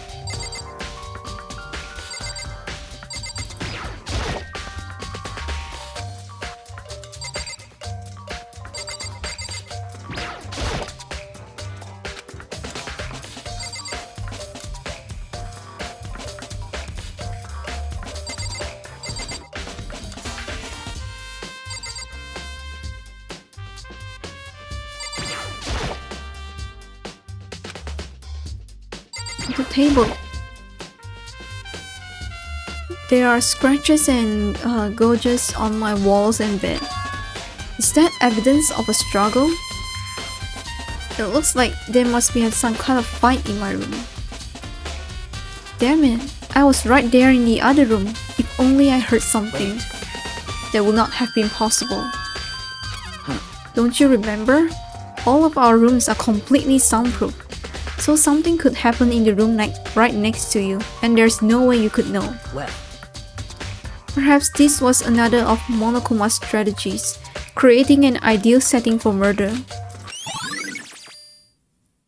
Okay.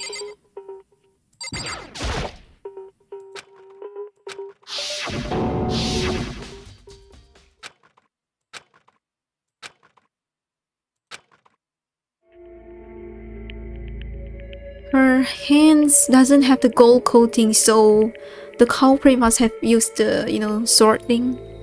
Looking at her made it painfully clear it wasn't a dream or an illusion. She had lost everything that made her her.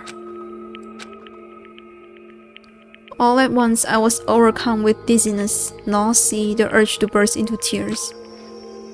I can't hesitate now. Why did Sayaka have to die? I have to uncover the truth. I have to find out what happened. I wanted to give up. I wanted to collapse. But that thought helped me out and supported me. What is that? There's nothing here.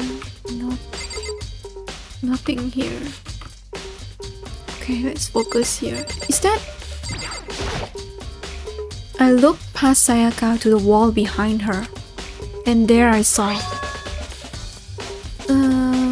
what's that? L... E... Leon? Oh? 11037? But if you look it like upside down, it kind of says Leon. Did Sayaka do this?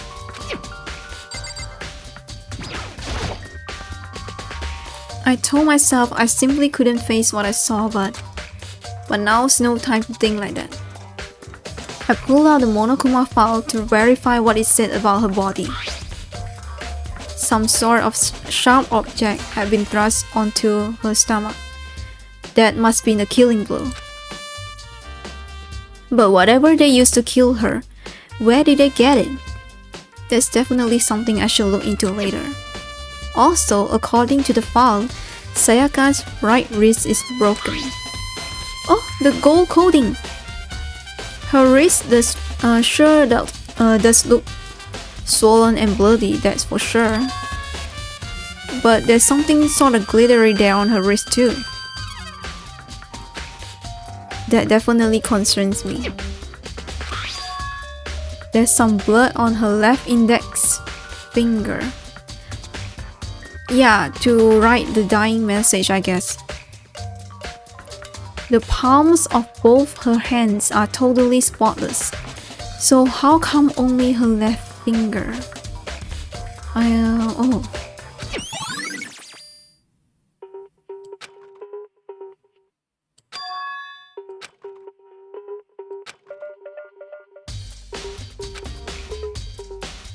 The killer attacked Sayaka in the main room, which is when her wrist got broken.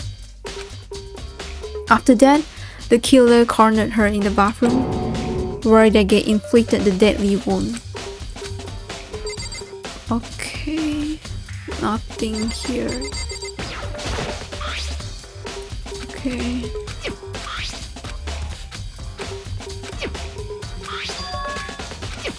Is there nothing?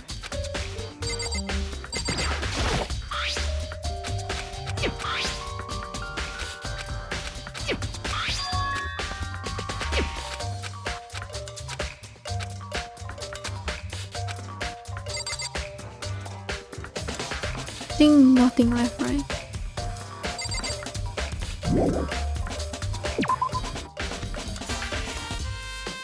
It would seem... It looks like you found it, right, Makoto?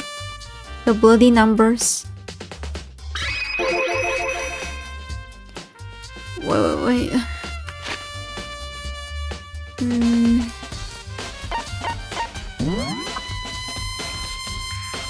Yeah, there's a person called Leon.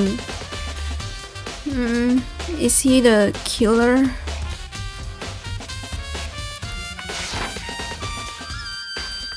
I never seen something written in blood before.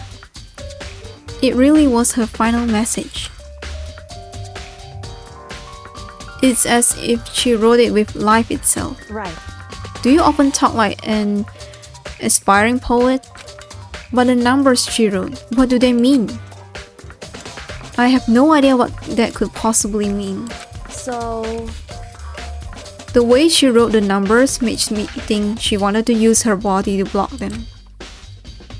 If she wrote them in that location while she was sitting the way we found her, it means she must have wrote them by turning only her hand toward the wall. Yeah, it's Leon! Well, You're not gonna tell me? Makoto. You need to uncover the mystery of this case yourself. Otherwise, the case will end and you will remain unconvinced. I have no idea what you're trying to say, but it's obvious you're not going to tell me.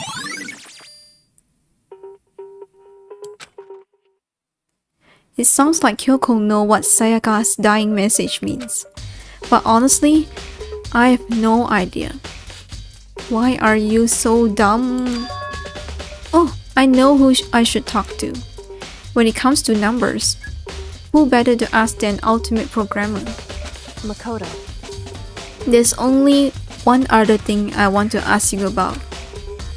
Do you know how the door to your bathroom got broken? Broken? Oh, you mean how it gets stuck? What? Gets stuck? Yeah, I guess I'm the only one, but the door doesn't fit in the frame quite right. When I first tried to use it, I thought it was just locked. But once you learn the trick, it opens no problem. Correct. So, the door doesn't quite fit the frame, huh? But actually, I'm referring to the broken doorknob. Huh? The doorknob? That's right. You didn't notice? Well, just try closing the bathroom door. I'm sure you'll see right away what I'm talking about. I did what Kyoko said and shut the bathroom door. Huh? The doorknob.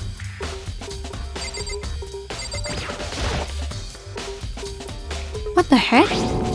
The doorknob's practically about to fall off. Why is it like this? It would seem... Someone must have used a screwdriver or something similar to unscrew it. Whatever it was, it's obvious this was intentional. Why would someone want to do that? So... I guess maybe they were trying to get the door unlocked and ended up breaking the whole thing. But my bathroom doesn't have a lock on it. Only the girls' bathrooms can lock, right? She stood there for a while, lost in thought. Then, apparently struck with a sudden realization, she shot a question at me. Just a second. I have one more question for you. You mentioned earlier that your bathroom door would get stuck, right? Did you tell anyone about that? Oh, well, I did tell Sayaka about it last night, when we switched rooms. So what you're saying is, only you and Sayaka knew about it. Interesting. She had the slightest hint of a smirk on her face. I got the sense that she was really starting to get into all this. I see. Then that clears that up. Huh? What clears what up? I'm so lost. Goodbye. Well, see you later. As if forgetting I was ever even there, she suddenly turned and left the room. Okay. I still don't really understand any of this, but I already given my room a good once over. Maybe I should look around somewhere else. I should start looking into where the murder weapon might have come from, and also, I should look into the DVD Sayaka got. With Sayaka dead, I have no choice but to see for myself what was in that video. And on top of that, I'm sure there are some other areas worth checking out too. Maybe I should see what everyone else thinks, if they'll even start talking to me, that is. Let's talk to these two first. By the way, Oh, it's the same dialogue. you son of... Yo.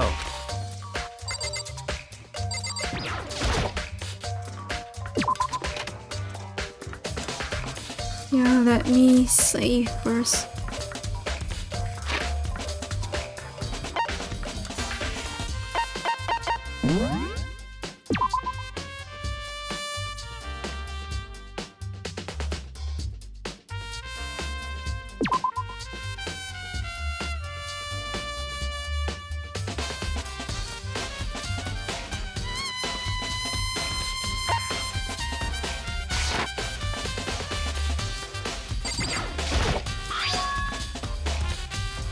Oh, so someone switched the nameplates.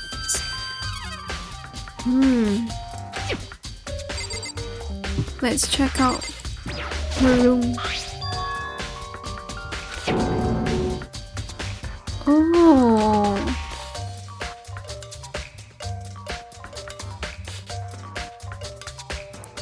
Wait, if this was Sayaka's room, that person wanted to kill me first?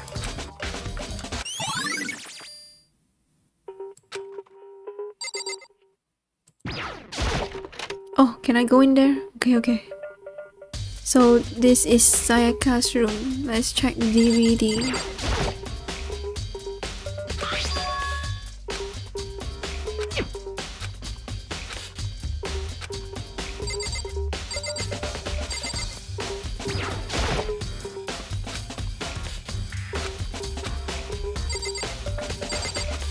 Okay, let's go.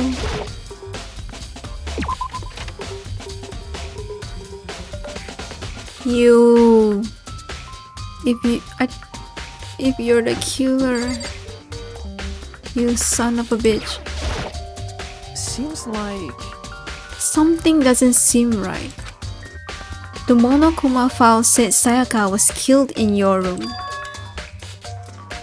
Could it be the nameplate? Oh, I hate you so much. Okay, I need to go to the trash can room.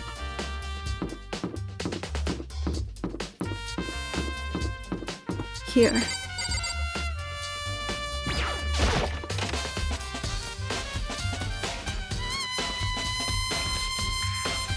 Oh, it's locked. There's a hatch on the floor.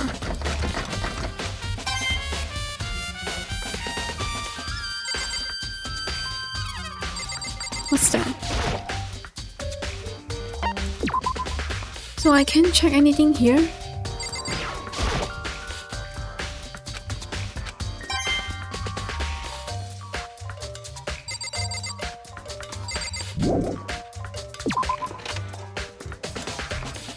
Now we need to find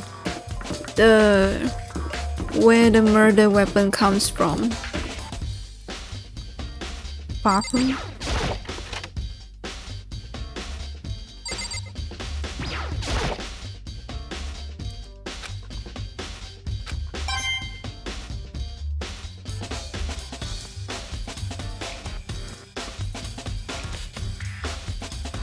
Nothing here.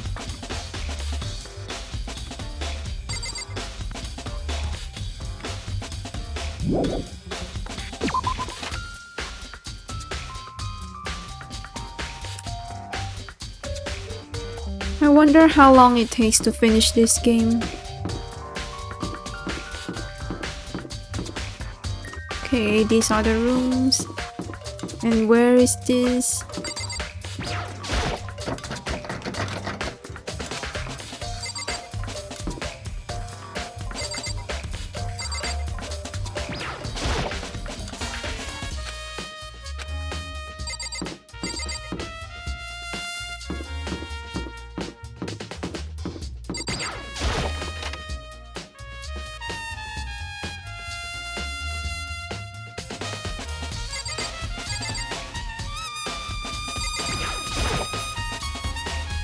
There's a swimsuit hanging out to dry, but it has nothing to do with what's going on. Yes.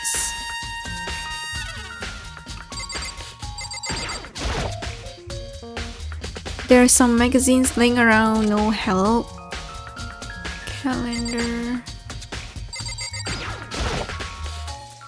It's a washing machine. A washing machine that has nothing to do with this case. A vending machine. Damn it. Okay, nothing here.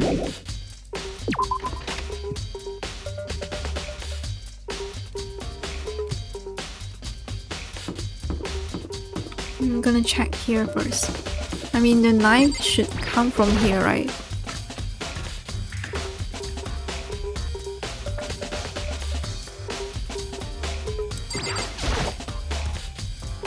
Hina, are you investigating the dining hall? Oh no, I'm just taking a break. Actually, I've been taking a break since we started. This is all a first for me, you know. I don't have the first clue about what I should be doing. I know what you mean. And I don't know why, but being in the dining hall helps keep me calm. So I know I shouldn't, but I've just been kinda hanging around here. To tell the truth, I was doing the same thing last night when Sayaka was killed. Okay.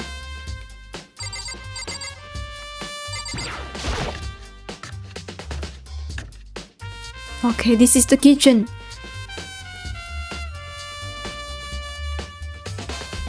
Oh, the knives!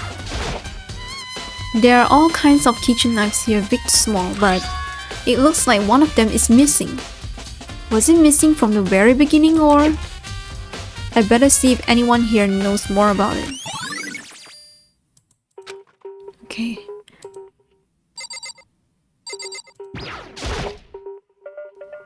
There's a bunch of vegetables.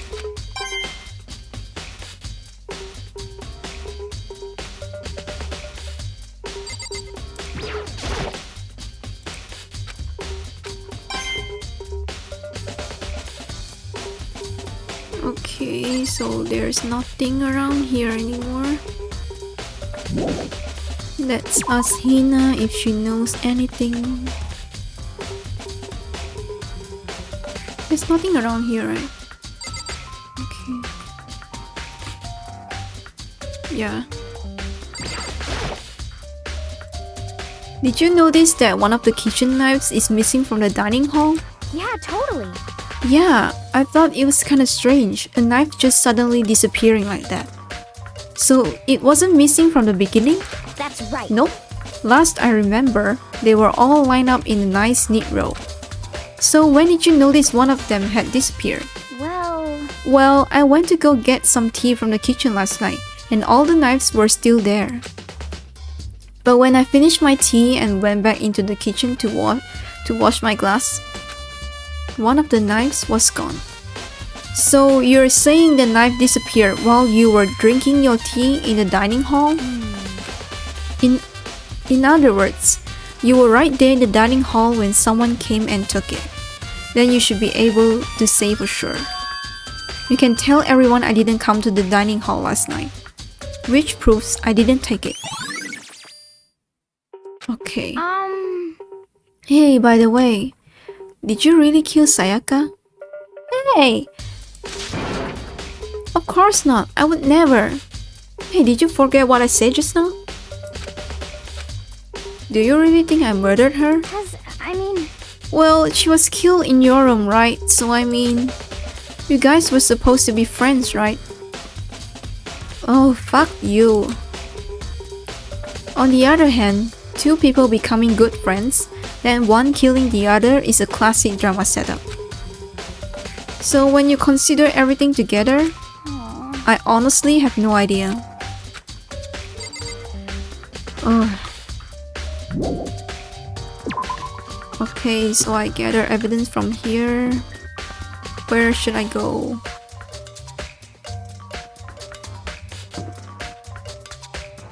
Let's talk to people here. Can I enter other people's rooms?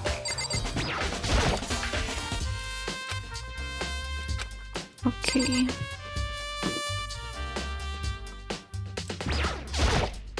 Very strange. So, why was Sayaka in your room when she was killed? Could it be because you are the culprit? No, you got it all wrong. Sayaka and I switched rooms last night. He didn't even try to hide a suspicion on his face. Even if what you say is the absolute truth, you're still responsible for her death, wouldn't you say? Huh? After all, she wouldn't have died if she hadn't switched room with you, right? The reason Sayaka was killed is because I suggested we switch rooms? She's dead because of me? Then it should have been me that died? Well, all we can say right now is that it's a possibility. If that's really true, then...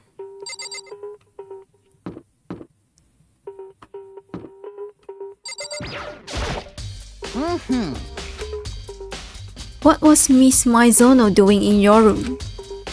Most suspicious. Trash room. Do you really think I'm guilty?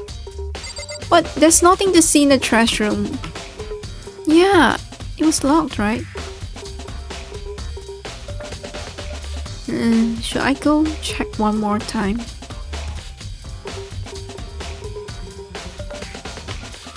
Yeah.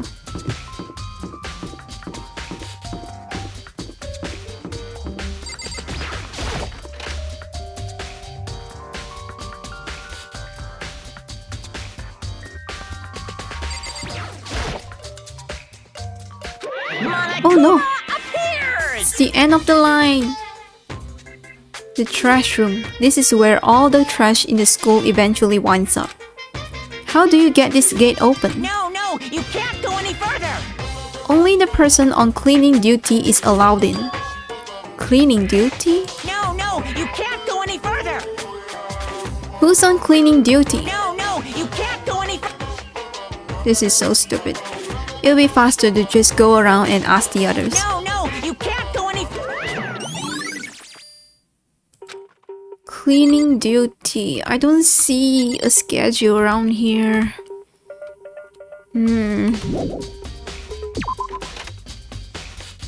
So we should ask around. Okay.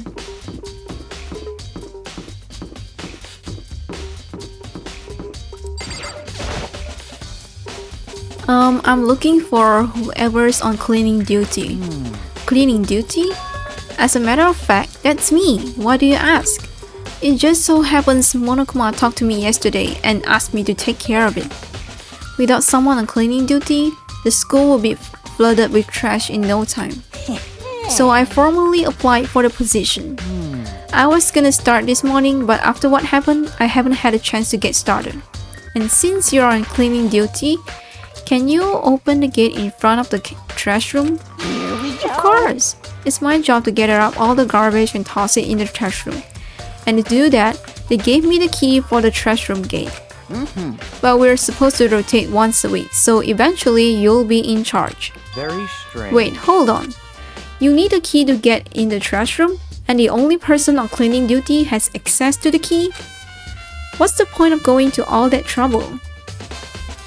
Why not just leave the trash room open all the time so we can throw things out whenever we want? That does seem more convenient. So in other words, Actually, anyone who kills a fellow student and becomes blackened will graduate unless they are discovered. so that's it. That must be why. If anyone could go in and out of the trash room whenever they wanted, then destroying evidence would be easy. The thrill would disappear and things would become boring. Boring? Hey, listen. Oh, you murderer. Anyway, more important than that, Hey, you bastard. why do you want a cleaning duty gig anyway? Oh, I just decided to volunteer for something I knew no one else would want to do. What's the big deal? You... I know why you did it. Is it, like... You want to dig through all the girls' trash looking for, and poking around at it. There's no way to think about What this are in you a talking common about? sense All kind my of love way. for is 2D. You know what I mean. But there's all kinds of trash diggers like that. Maybe you'll get tired of 2D and then turn to... Completely unforgivable. After spending a significant amount of time comparing 2D and 3D, I voluntarily chose 2D. Based. The only thing 3D is good for is to shower love and affection on 2D. Oh, and PVC figures. Give me a break. How are you not totally embarrassed to say stuff like that? If you're so worried about Hifumi's questionable morality, there's a very easy solution. Whenever a guy has cleaning duty, Sakura can accompany them, from picking up the trash to disposing of it. What? If you're as innocent as you claim, where's the harm in it? Anyway, on another topic, Hifumi, since you were on cleaning duty, I have a favor to ask you. What? So now you suddenly want to join my party? Sorry, but you haven't triggered that flag yet. I mean, you haven't helped me recover from a past trauma, or save a village, or beat a boss. No, nothing like that. I was just hoping to get into the trash room and looked around. You got it. Oh, okay.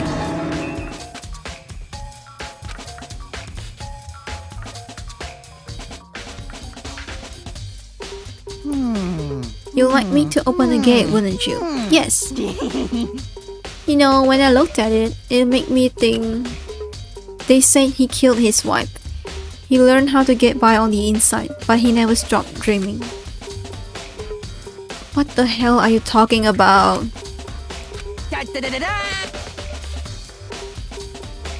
Hifumi pulled a key out of his pocket and used it to flip the switch next to the gate. And then... Mr. Naegi. However, Without a doubt. you aren't planning to use the trash room to destroy evidence, are you? You planned this all along. No. I just wanted to see if the actual killer had tried to destroy any evidence or not.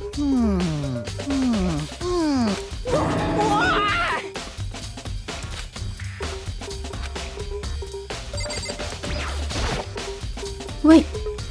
This is the incinerator. It's way in the back part of the trash room. It's a good 30 feet from here to the gate. Ah, it's on right now. Do you see the green and yellow buttons next to the mouth of the incinerator? Yes, indeed. It's a pretty simple setup. You press the green button to get it going, and the yellow button to turn it off. Sooner or later, you'll be on cleaning duty, so make sure you learn this before you leave. Very strange. I'm quite certain of it was off last time I was down here. Was it a fairy? You said that last time you were here, the incinerator was off. I feel as if... Yesterday, as soon as I was appointed, I came down to check the place out. It definitely wasn't on then. I haven't been back to the trash room since then. And since I'm the only one who has a key to open the gate, Most suspicious. it should be impossible for the incinerator to be on, and yet... So that means someone was able to switch on the incinerator without opening the gate. But how is that possible? Okay. What's that? There are shards of broken glass scattered around in front of the incinerator. Glass ball, just about big enough to fit in the palm of your hand. So, does the culprit use the glass ball and throw it on the buttons? Turn on the incinerator? Is this perhaps? Do you know what this is? They say if you collect all 7, a dragon will appear and grant you a single wish.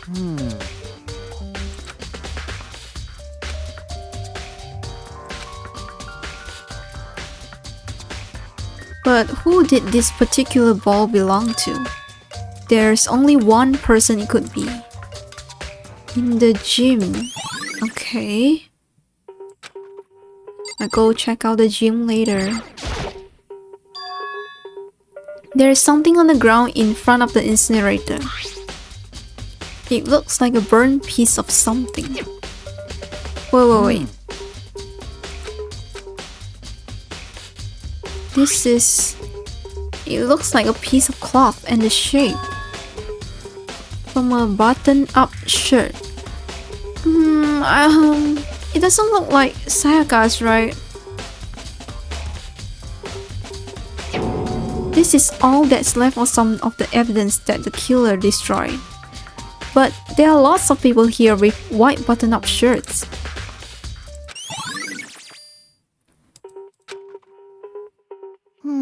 This whole thing is quite strange indeed. When I was here last, the incinerator was off, and those glass shards and burnt clothes weren't. What does it all mean? Will you be confessing soon? Not again. Sure of it.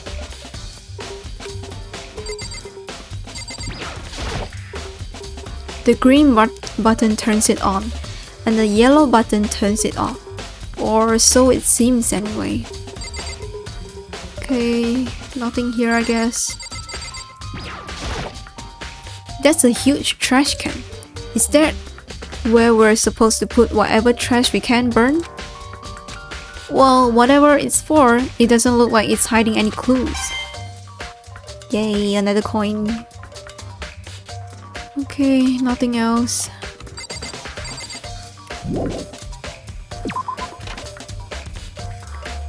Let's go to the gym. Where's the gym?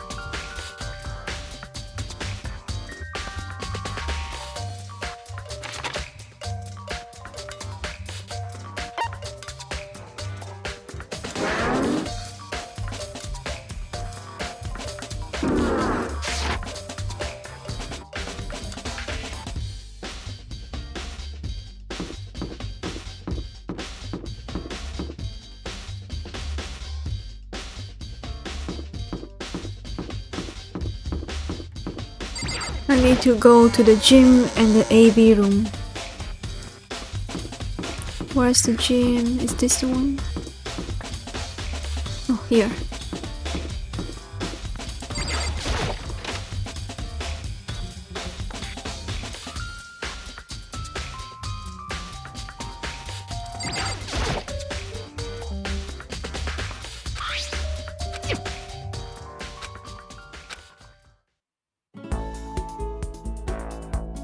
An image slowly appeared. It looked like some kind of concert. And standing on stage, front and center, was a face I recognized all too well. Sayaka. She was there, along with the friends she said had been so important to her. She was positively glowing there in front of the crowd, so full of life. Seeing the image made it even harder to accept that she was dead. My vision started to blur and darken, and then that voice I come to despise so much began to float out of the speakers. Sayaka Maizono, the ultimate pop sensation, lead singer for a world-famous all-girl pop band. For these girls, the glowing spotlight only made them that much more beautiful. But then... Oh no. Suddenly, the screen went dark, and in the next moment, I saw something I could hardly believe.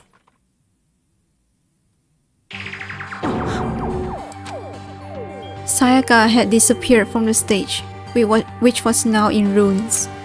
But what I noticed even more than that was the figures of the other girls, who had all simply collapsed. This ultra-successful team suddenly fell apart. None of them will ever perform on stage again. None of them will ever feel the warmth of the spotlight. For Sayaka, there's simply nowhere for her to return to. So here's the billion-dollar question. What, oh what, could have caused the group to go to pieces?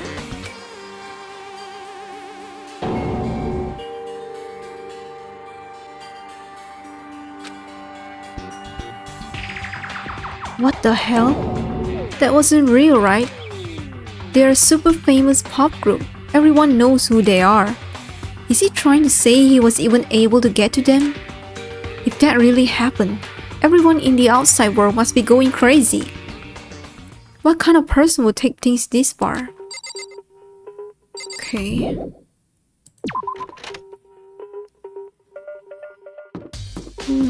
This is... oh, wait. I should talk to him first. Listen to me! Do you have a second, Makoto? I've uncovered something most unusual. The door to everyone's dorm has a nameplate on it to show whose room it is, right? You hear me? Well, it just so happens... oh, Got it!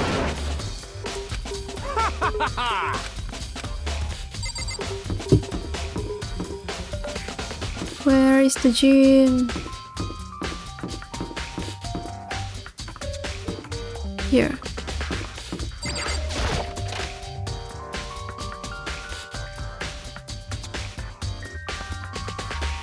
Is it here?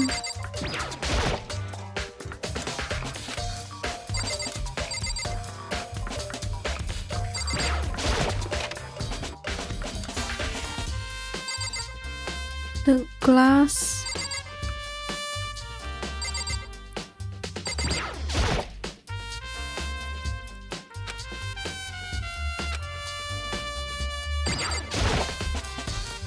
Hey Chihiro, I was hoping I could ask you something. Huh? Before she died, Sayaka left a message. She wrote out the numbers 11037. Do you have any idea what these numbers might mean? Like, could they be a code or something? No. I'm sorry. Because it's not a number, it's a fucking name!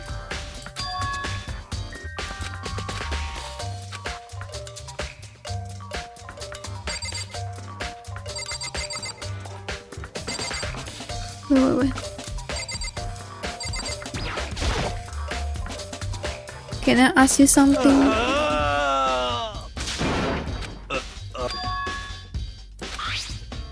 Does this look familiar?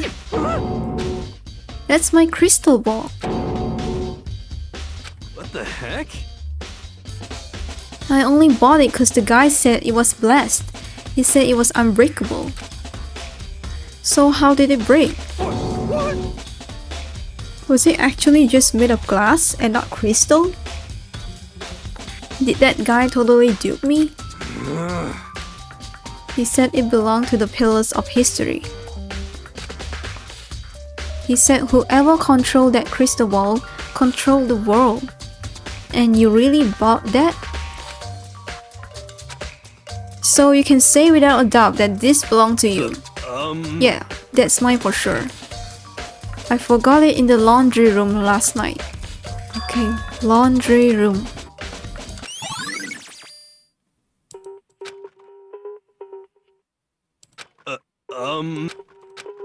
By the way, I'm almost afraid to ask, but how much did you pay for that thing?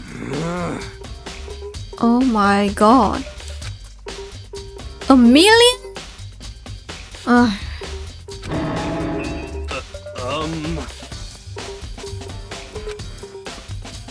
That's just too stupid. I can't even feel bad for him.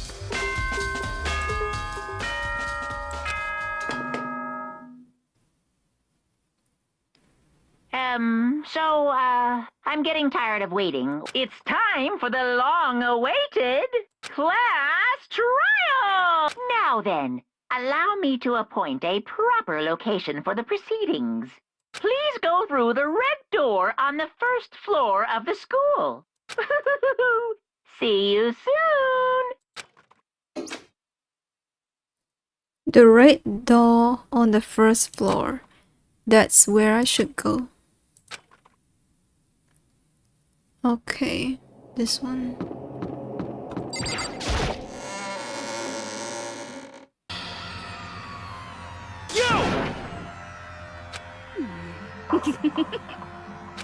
Listen to me!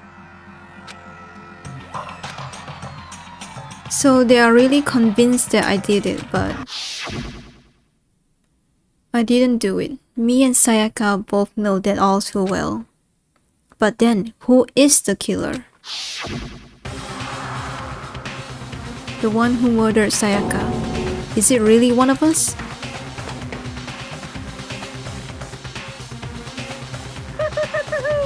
Is everyone here? Okay then. Please board the elevator in front of you, which will transport you to the courtroom, where all your fates will be decided. I'll meet you all down there. I'll be waiting.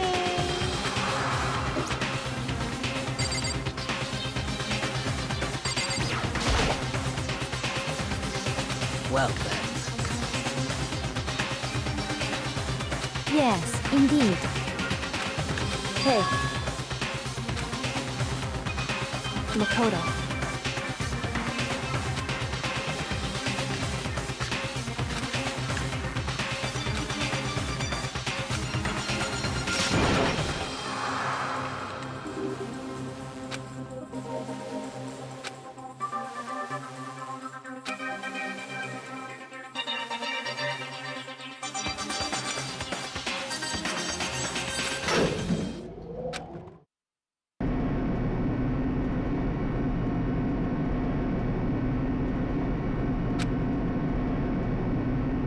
Oh!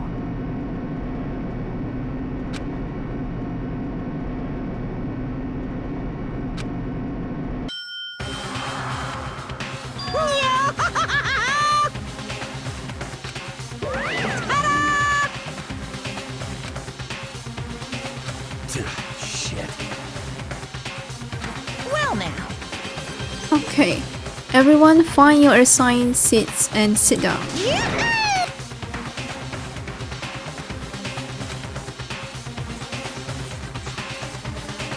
The seats were arranged in a giant circle.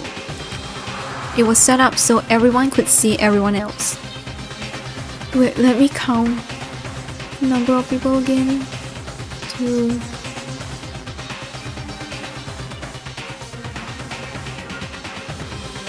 12, 13, including me. Which also meant it'd be easy for anyone to transfer the tension and unease onto everyone else. The air seemed to grow heavy as we sat there.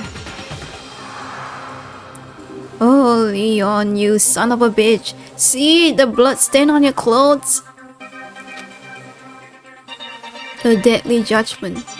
A deadly deception.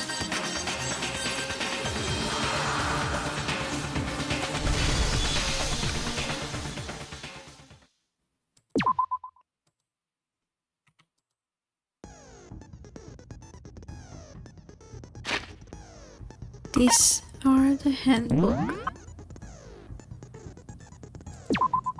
The time is 1:30 a.m. Bathroom. Stab wound to the abdomen. Right wrist appears to be been fractured. Okay. I think I know all the facts. Shattered crystal ball belongs to the guy. I forgot his name. There are a number of scratches and gouges on the bed and walls in Makoto's room. Okay, gold coating, yes, the keys. Is this to use to clean a crime scene? Glittery at the injury's location.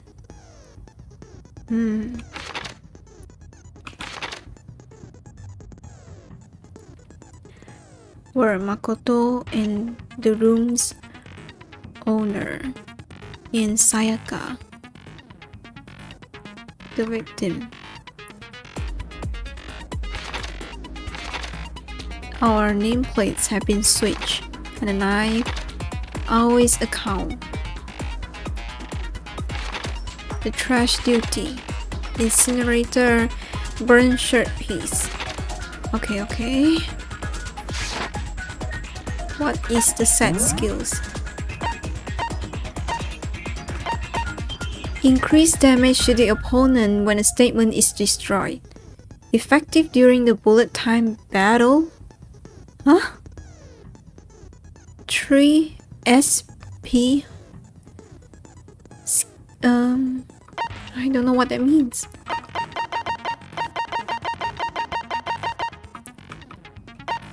Okay.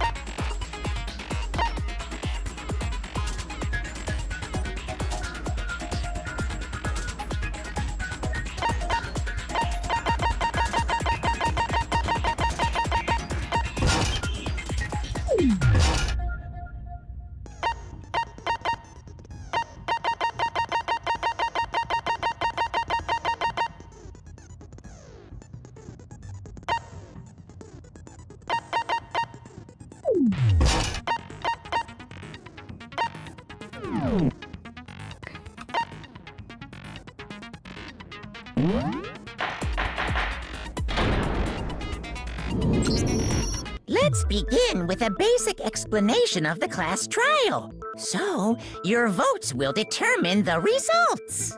If you can figure out who done it, then only they will receive punishment. But if you pick the wrong one, then I'll punish everyone besides the blackened, and the one that deceived everyone else will graduate. And the killer really is one of us, right? Of course! Okay then. Everyone, close your eyes. And whoever did it, raise your hand. Oh, what a dumbass. Don't be a goddamn idiot. Why the hell would they raise their hand? Before we move on and start the trial, can I ask a question real quick? What's going on with those pictures? I'd feel awful if they got left out just because they died. Friendship penetrates even death's barrier. Friendship penetrates? Okay, but what about that other empty seat? There were only 15 of us to begin with, so why are there 16 seats? Oh, no reason. It's just that our little courtroom here can technically fit up to 16 people. Okay, that about does it for the preamble. Get ready to get started. First up is the case summary. Now, let the class trial begin.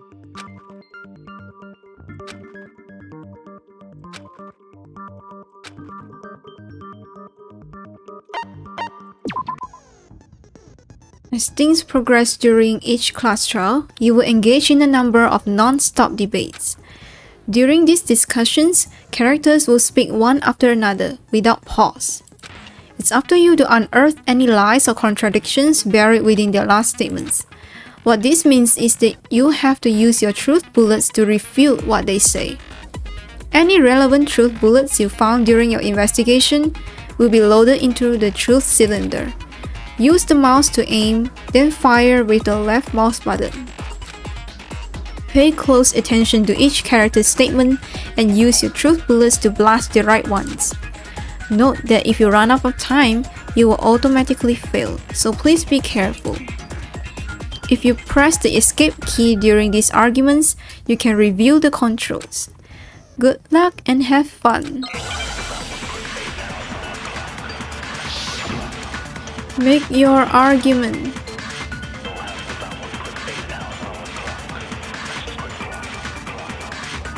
I assert that the one who was murdered was Miss Sayaka Maizono. Huh? You know that part already.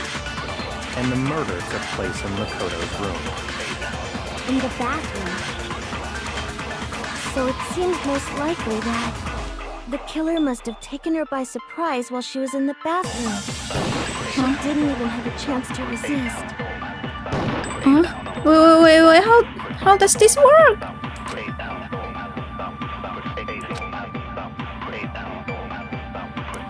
We like to take a quick sidebar. If you are unable to spot and refute someone's lies or contradictions, the argument will repeat. Within a group of statements, some words appear in a different color. Did you happen to notice? That represents a potential hole in a person's statement, a possible weak spot. These weak spots reveal important, though not always inaccurate, sections of a person's statement.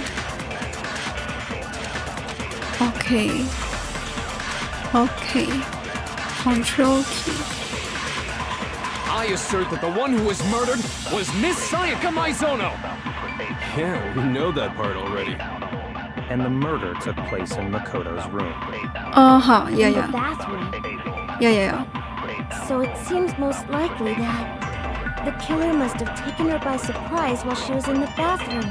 Really? She didn't even have a chance to resist.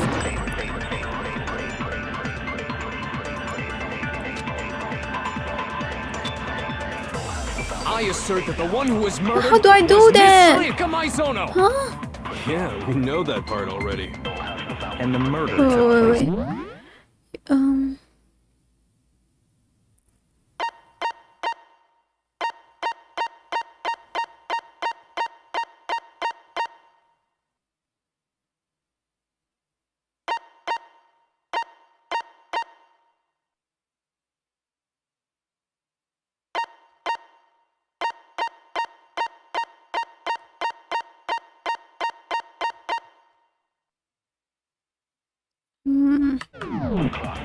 How do I do that? In the bathroom.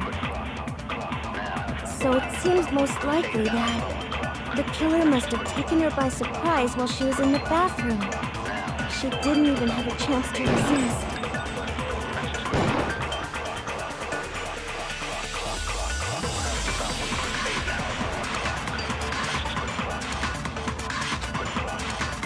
I assert that the one who was murdered was Miss Sayaka Maizono. Oh no, I don't know how to we do know this. That part already. And the murder took place in Makoto's room. In the bathroom. So it seems most likely that the killer must have taken her by surprise while she was in the bathroom. She didn't even have a chance to resist.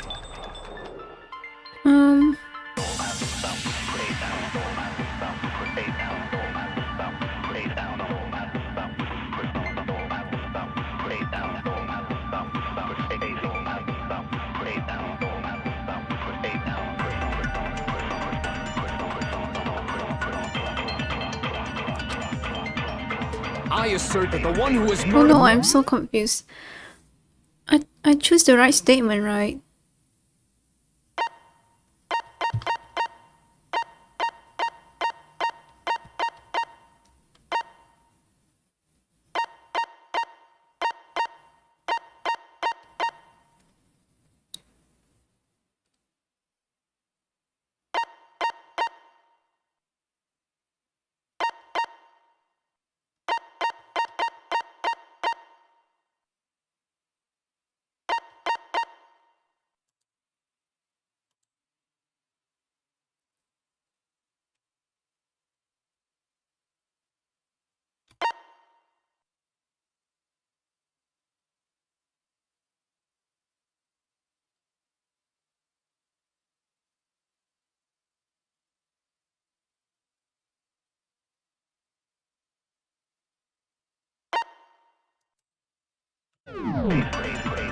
Do I do that?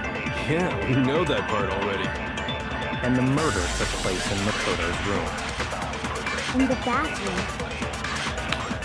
So it seems most likely that the killer must have taken her by surprise while she was in the bathroom.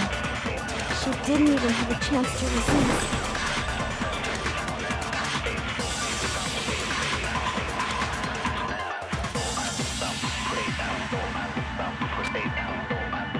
I assert that the one who was murdered was Miss Sayaka Maizono! Yeah, we know that part already. And the murder took place in Makoto's room. In the bathroom. So it seems most likely that the killer must have taken her by surprise while she was in the bathroom. She didn't even have a chance to resist.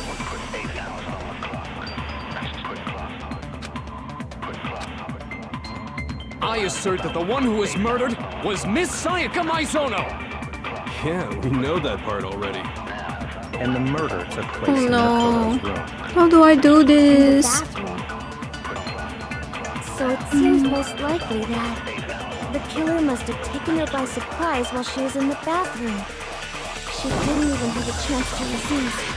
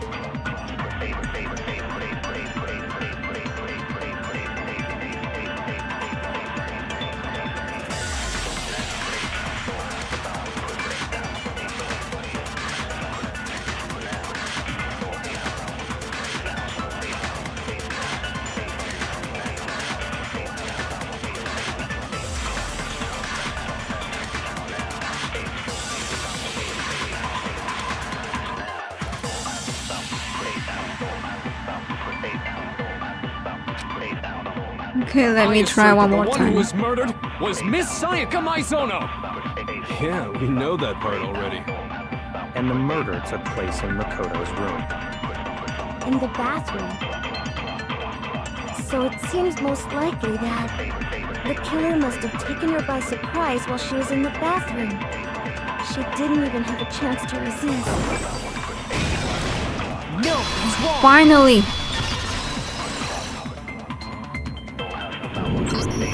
Just a second, Chihiro. Try to remember how my room looked.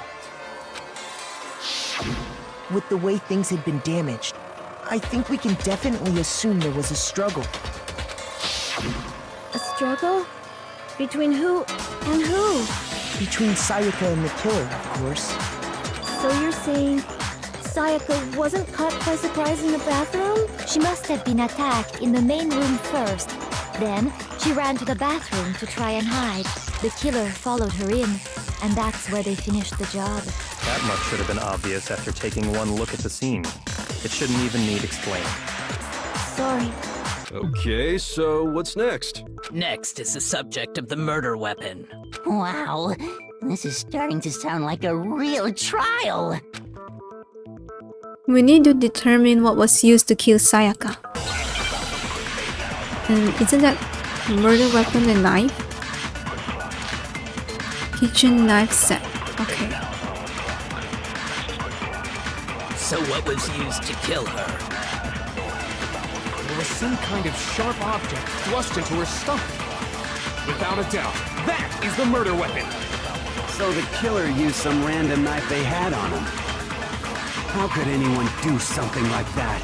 That son of a bitch! I mean, it's not a random knife. Okay. So what was used to kill her? There was some kind of sharp without a doubt. So the killer used some random knife. No, it's wrong.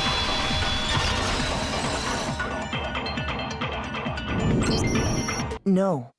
I do think it was a knife, but not just any knife. I'm almost positive it was a kitchen knife. Huh? A kitchen knife? After the murder, we discovered that one of the knives from the kitchen was missing. Which means that knife must be the murder weapon. Oh, yeah. I guess that makes sense. You could sort of see the weapon sticking out of her stomach. I just realized that his hair looked like corn. And if you look real close, I could totally see that being a kitchen knife. Okay, so the murder weapon was a kitchen knife, but where does that get us? Oh, look at you, pretending to be innocent. I mean, we all know Makoto killed her, right? Shut the fuck up. That's right. Makoto's room was the scene of the crime. What more proof do you need? Hold on a second. Let's draw our conclusions after we presented our arguments. Otherwise, what's the point of the trial? Well, we can talk all we want. It's not going to change that conclusion. Yes, the conclusion that you killed her. I don't think that's true at all. I'm sure if we keep at it, something new will reveal itself. Thank you, Kyoko. You really believe that? She's right. There's gotta be a breakthrough somewhere, just waiting for us to find it. Because I know damn well I'm not the killer. There's a bit more to learn about non-stop debates. Would you like to hear more? Okay. You can concentrate by holding down the space key. While you're concentrating, time will slow down so you can pay close attention to what everyone is saying. On top of that, it will steady your aim, making it easier to target potential weak spots. Concentrating like this consumes the focus gauge, and if this gauge empties, you can concentrate. But the focus gauge will recover over time, so let your brain take a rest, no need to rush. Well then, good luck and have fun. Got it!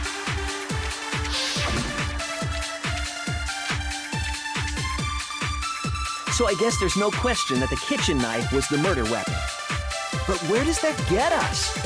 Makoto must have taken it from the kitchen, right?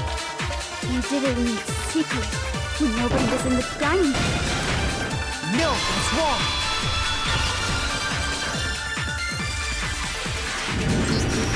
Okay, wait. Hold on. I didn't take the knife from the kitchen. Next, you're gonna say you're not the killer, right? Go ahead and say it all you want. Well, what if I have a witness? What do you think, Hina? Huh? Hey! Remember what you were telling me earlier?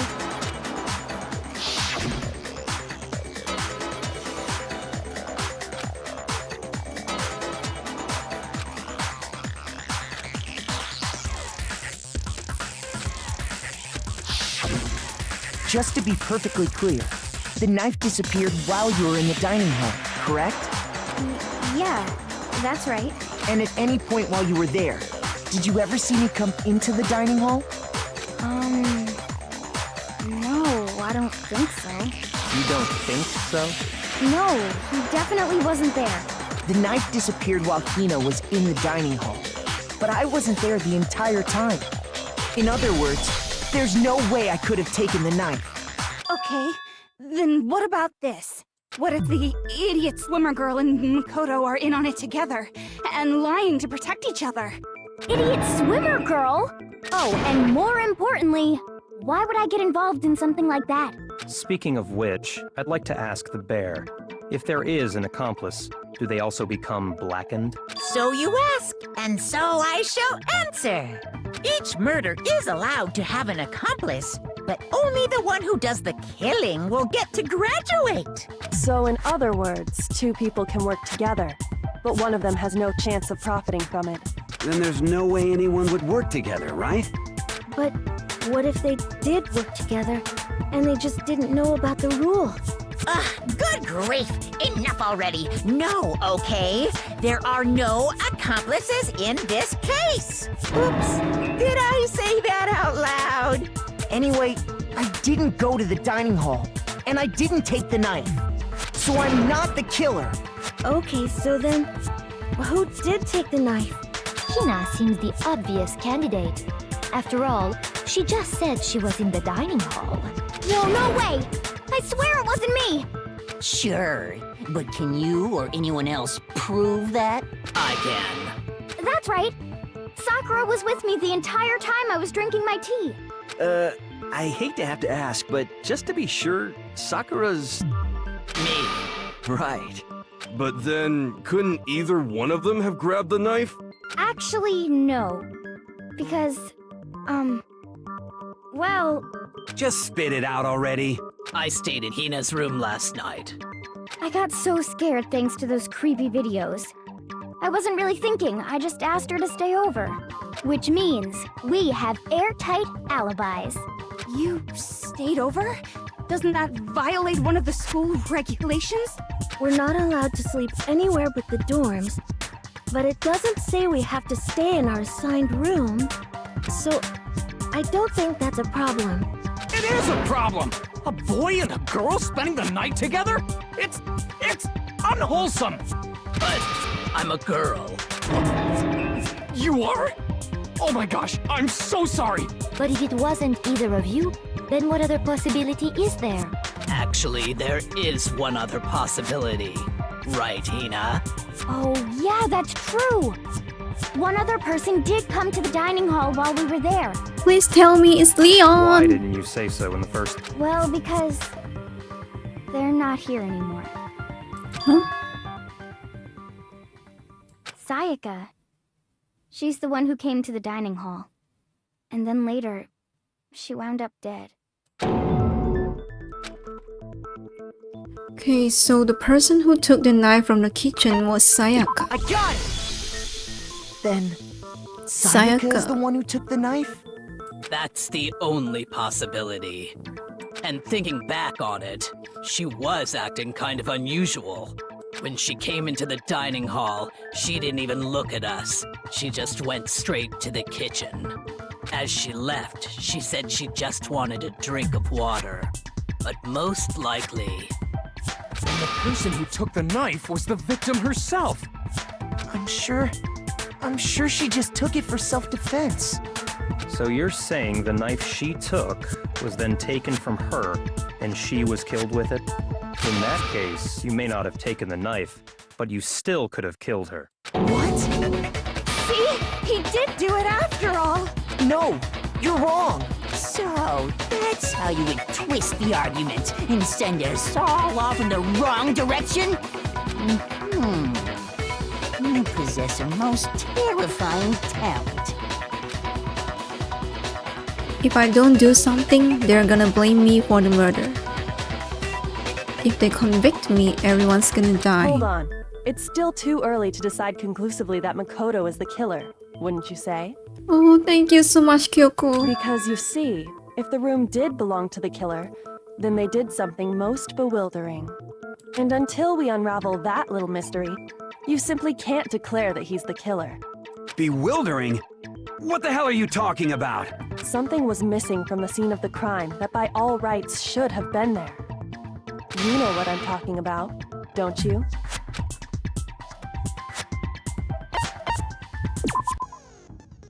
As things advance further in the class trial, the hangman's gambit will eventually take place. The point of this is to reveal an important phrase related to the incident in question. You'll have to deduce the phrase from the letters flying around and the letters already known. Complete the phrase by shooting down the flying letters in the right order. Use the mouse to aim, then press the left mouse button to shoot the desired letters. If you shoot down the wrong letters, you will suffer damage to influence gauge. If this gauge reaches 0, if you run out of time, you will fail. Something that should have been at the scene but wasn't. What was that?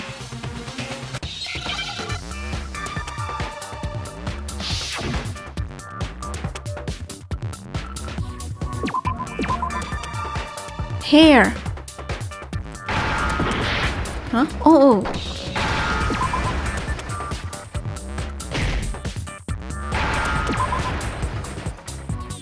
Now I understand. That's right. There wasn't a single hair on the floor. So, the culprit removed some evidence? Yes. And if I were the culprit, why would I need to get rid of all the hair in my own room? It wouldn't be unusual at all to find my hair at the crime scene if the crime scene is in my room. The reason all the hair was gone was to remove any trace that Sayaka had ever been there. That makes sense, does it not? No. If that were the case, they would have had to do something about the body itself, not just her hair. Ha ha ha! Yes, very true, very true!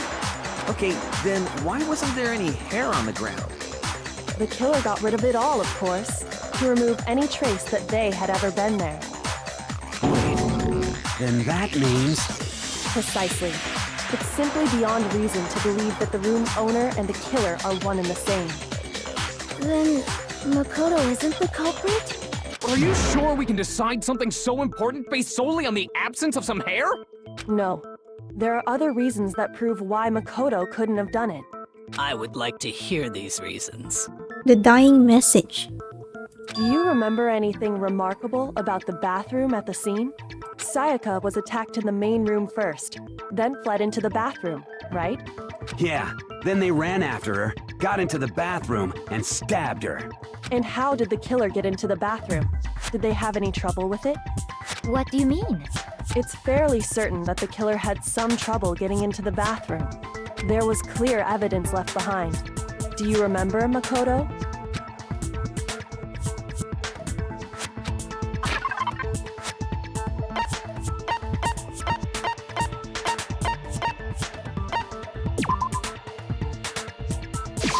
I got it! Evidence that the killer had trouble getting into the bathroom. You're talking about the doorknob, right? Huh? The doorknob? What doorknob? The doorknob for my bathroom. It was completely broken. See how the top part was unscrewed? And the doorknob's about ready to fall off? Oh yeah, true. But what does it mean? In trying to bypass the lock, they ended up nearly removing the entire doorknob. This is another most bewildering act for the room's owner. It proves Makoto is beyond suspicion. So what? You're saying he wouldn't break the door in his own room?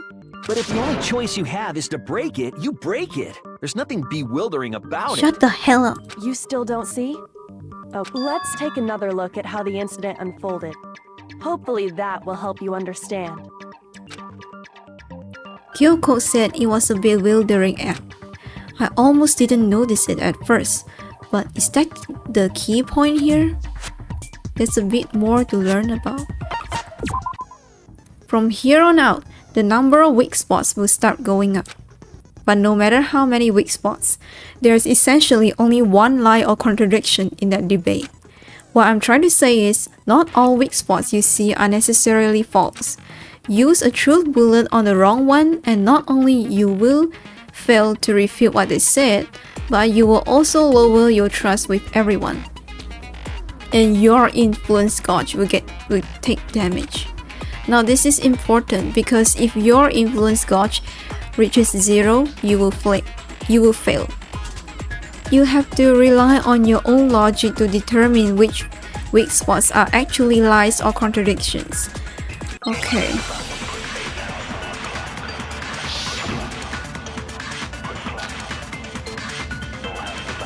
The incident took place in Makoto's room. Sayaka was first attacked in the main room. Yeah? She then fled into the bathroom. Yes? Then the killer ran after her. Yes. And they got into the bathroom. At that point, the killer had to try and bust down the door. Because Sayaka had locked it. Huh? And finally, the culprit had Sayaka cornered.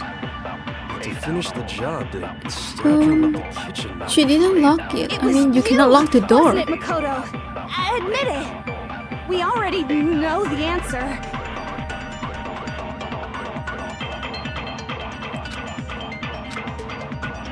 The incident took place in Makoto's room. Sayaka was first, she then fled into the... Then the killer ran and they got into the bath. At that point, the killer had it because Sayaka had locked it. No, that's wrong.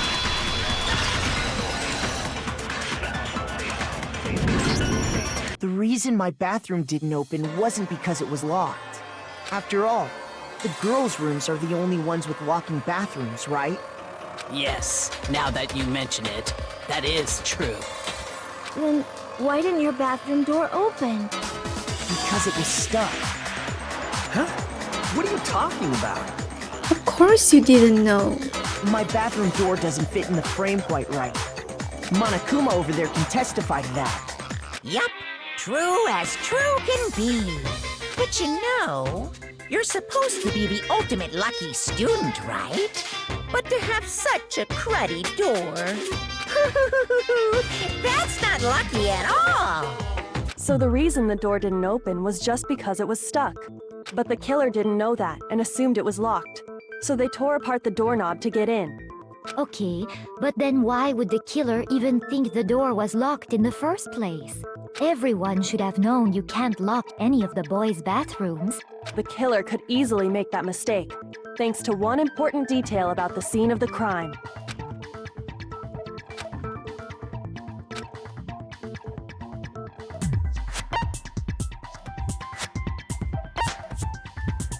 I got it! The killer must not have realized that it was my room. What? Are you saying the culprit didn't even know where he was? That's inconceivable! And yet, he's absolutely right. Say what?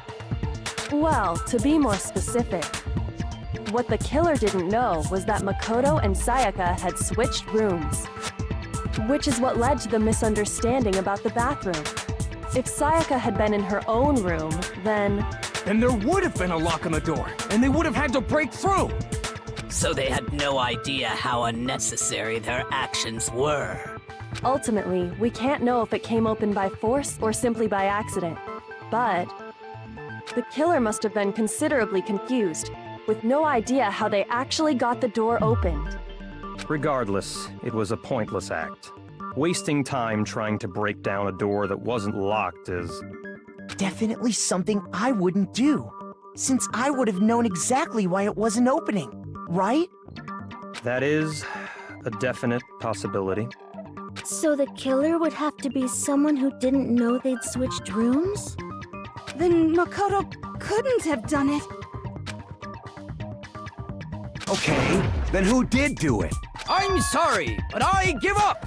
Quit without saving! But what happens if we can't decide on who we think did it? Well, why don't we just vote right now? Majority rules! Majority rules? You really think that's a good idea? Yeah, our necks are on the line here. Someone seriously needs to do something. For serious. Does no one have any other thoughts or questions? It does not matter how trivial they may seem. Oh, as a matter of fact, I do have one question. Oh, you... You don't gotta sound so disappointed. It's fine, it's fine. Just ask your question. Oh yeah. Okay, so,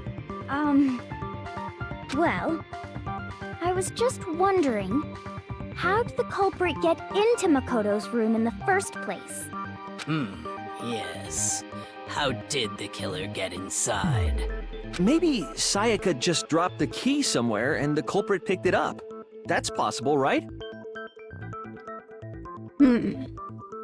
I don't think so. That seems way too convenient.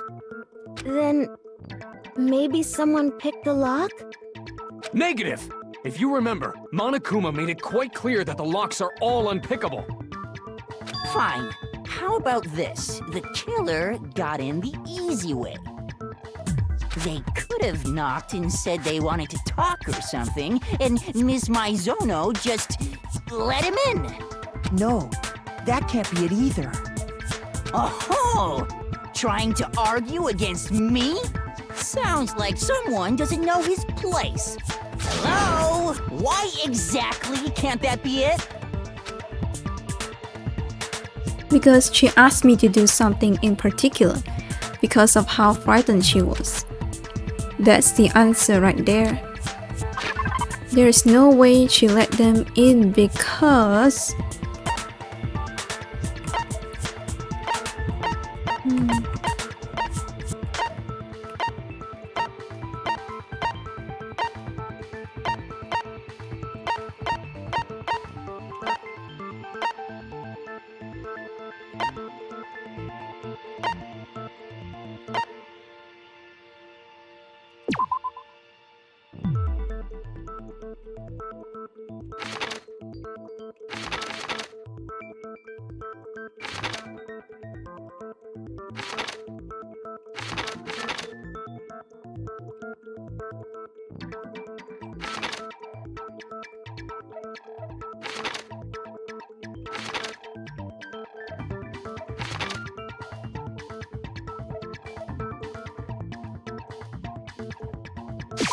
I got it! Because Sayaka was already scared, remember? That's why she asked me to switch rooms in the first place.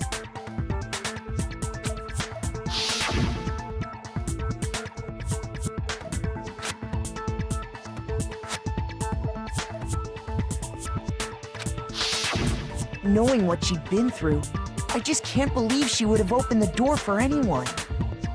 What if her being scared was a lie? Huh? Well, what the hell is that supposed to mean? Why would she lie about something like that? I know you don't want to consider it, but look at this and tell me. Can you still deny the possibility? There's something I want to talk to you about. Just us two. In 5 minutes, come see me in my room. Check the nameplate to make sure you don't get the wrong room, okay? I found a notepad during my search, and I shaded in the top sheet with a pencil. And these are the words that appeared. Oh man! I've totally seen people do that on detective shows. When you write, it can leave an imprint.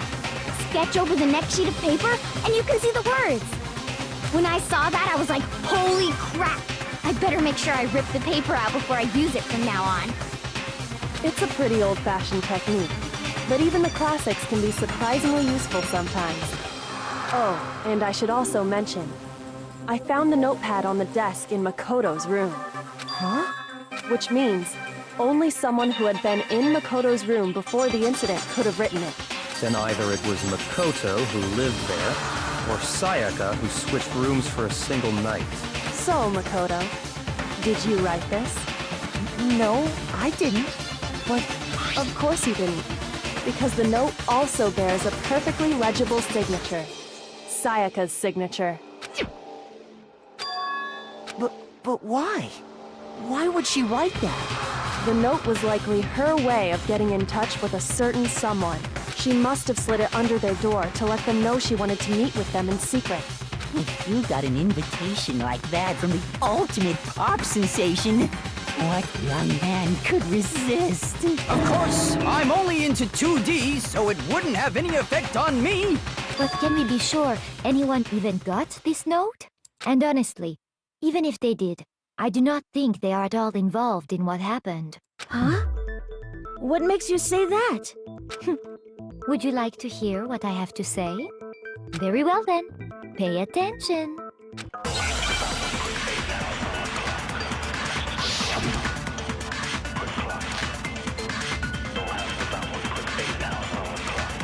Sayaka and Makoto switched rooms, correct?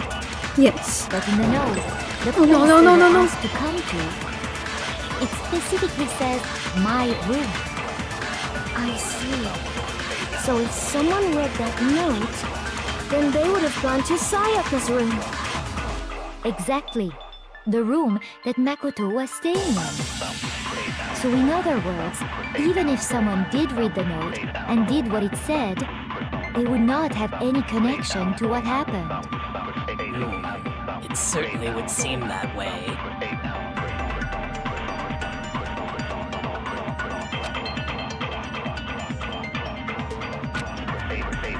Sayaka and Makoto switched rooms, correct? But in the note, the place they were asked to come to, it specifically says, my room.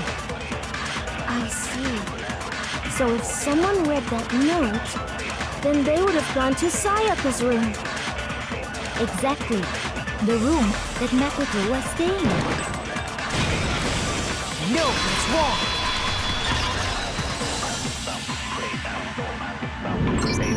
The nameplates on Mai and Sayaka's rooms got switched. They got switched? That's right. The nameplates got switched, just like the rooms themselves. As a result, the nameplate on Sayaka's room actually had Makoto's name. And the nameplate on Makoto's room had Sayaka's. So what you're saying is, the room Sayaka was staying in was actually marked as her room. Then, if someone did do what the note said, they would end up at Makoto's room where Sayaka was. Plus, their rooms are right next to each other, so switching the nameplates would be no problem. And the one who switched the names was... Well, of course it wasn't you, right, Makoto? Right? Okay, then who did it?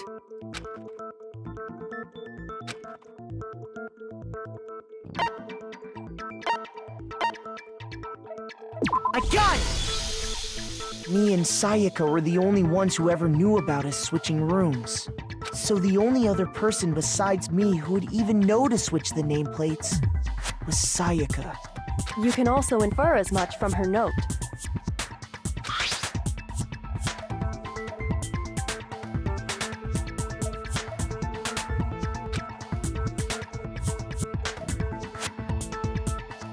She specifically tells the reader to check the nameplate.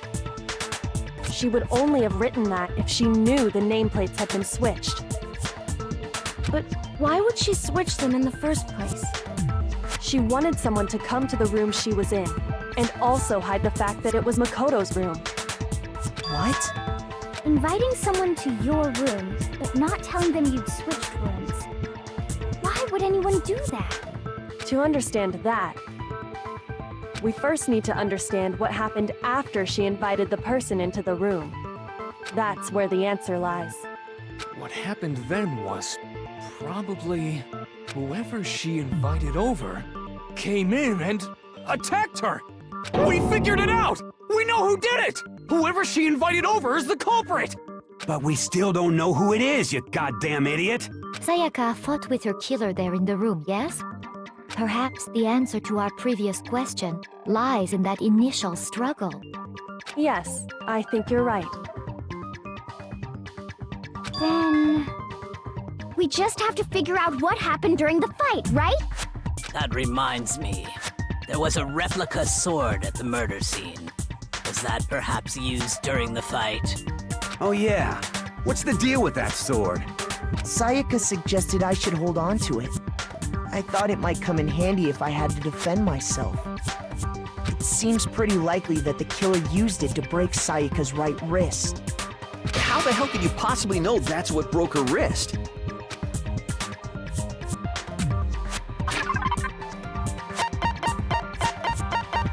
Here's this one. I got it! All you have to do is take a good look at her broken wrist. Right there where her wrist is all swollen. There's something glittery there. See? Is that gold? It sure is. Specifically, the gold coating from the replica sword. You barely have to touch that stuff, and it'll stick right to you. And there's some on her wrist because... I got it! Because she got hit with the sword! Right there on her wrist! I see. And so the truth draws ever closer. All right, then it's about time to solve this mystery.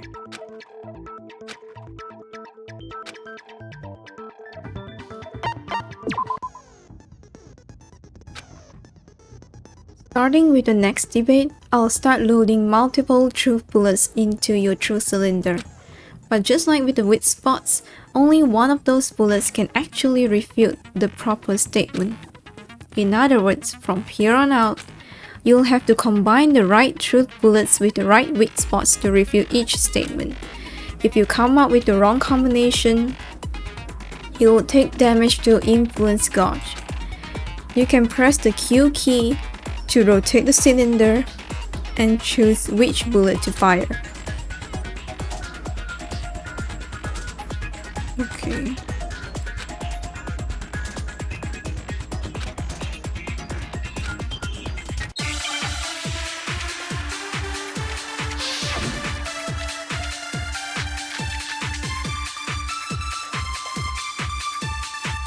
When the fighting broke out, the culprit grabbed the sword, and that's when the first blow was dealt. The sword-based sneak attack! And that's that's what broke Miss Mizono's wrist. So she tried to fight back. She grabbed the kitchen knife she had hidden away. But then the culprit took that from her too. And they killed her with it. And that's exactly what happened.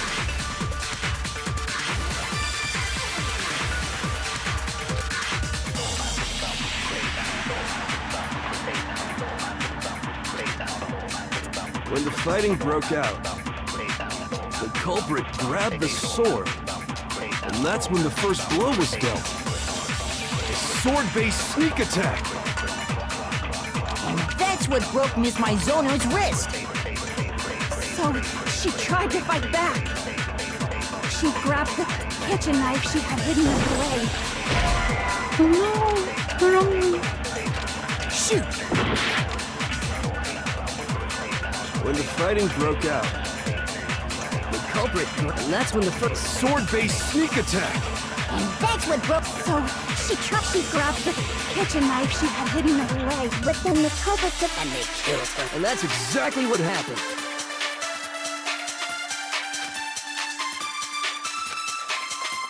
When the fighting broke out, the culprit, and that's when the first blow was a sword-based sneak attack. No, that's wrong.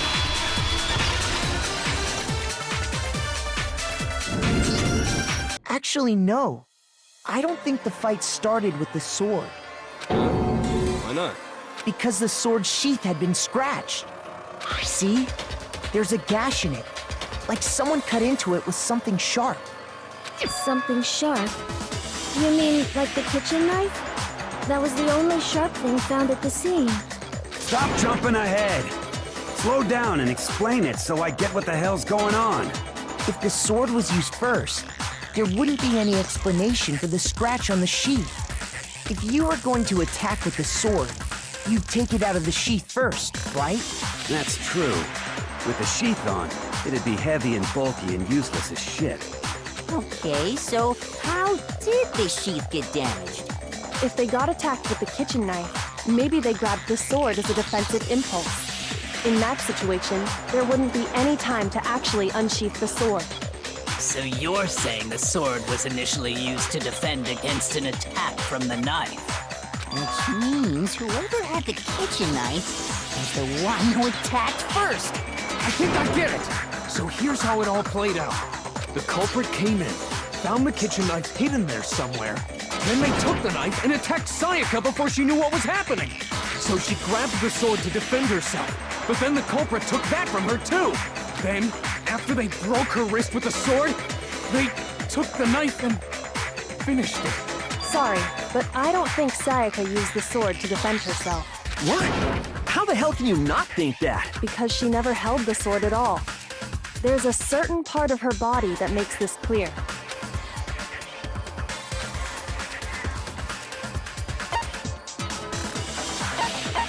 I got it! You're talking about her palms, right? The palms of her hands were perfectly clean, so I don't think she ever picked up the sword. How can you know that just by looking at her palms? Like I said before, the gold coating on that sword comes right off. All you have to do is touch it. In fact, if you look, you'll notice that a lot of the gold has already come off the handle. It's safe to assume that's because whoever used the sword got some of it on their hands. There's really no way she could have picked it up and come away completely clean. Maybe she washed her hands after she escaped into the bathroom. Sorry, but I don't think so. Why do you say that? Is it because you think I'm ugly? No, that's not it at all. There's no way Sayaka washed the gold coating off her hands because there's a certain regulation that talks about what happens to the bathrooms at night. You cannot use it. I got it! According to the Monokuma file, Sayaka's time of death was around 1:30 a.m. In other words, at nighttime. And the water in the bathroom shuts off at nighttime, right? Oh, I didn't know that. Actually, I haven't taken a shower here yet. Oh my. You're no different. You smell like a big fat ugly donkey. Hmm? I I'm not sure whether to take that as an insult or a compliment. An insult, obviously. So anyway, if Sayaka never touched the sword, then that means the killer is the only one who used the sword. But hold on. If that's right, then the one who damaged the sheath with the kitchen knife was... The one who damaged the sheath would have to have been the one without the sword. I got it! Sayaka?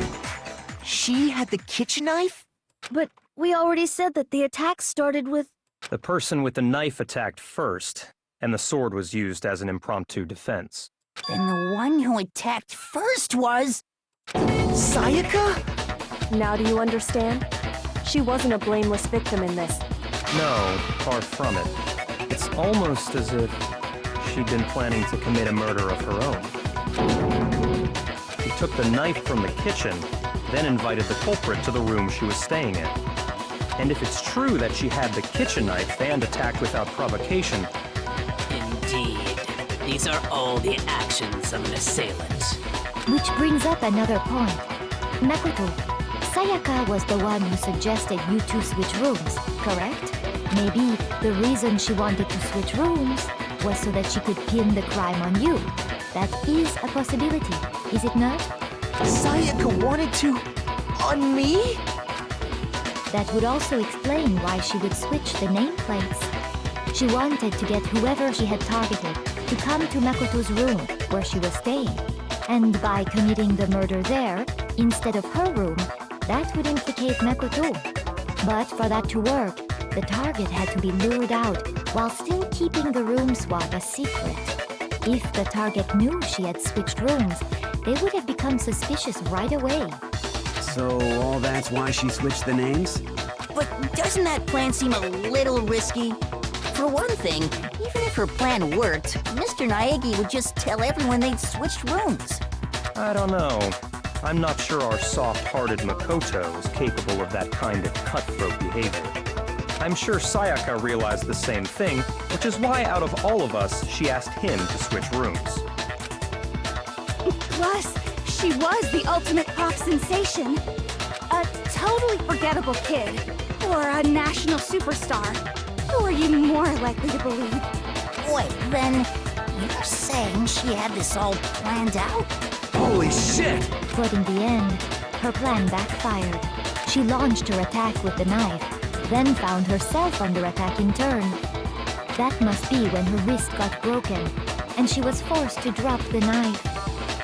The tables were suddenly turned on her, and she died at the hands of the one she'd planned to murder.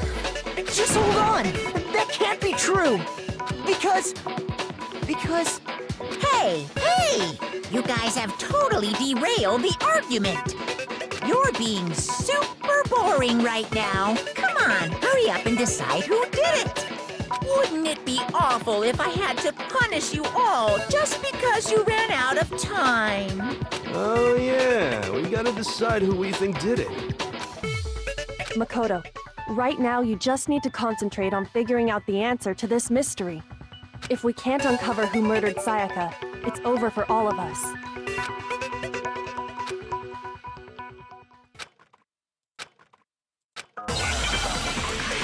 The dying message. It's easy just to say, hey, decide who did it. But there just aren't any more clues, right? No, that's wrong!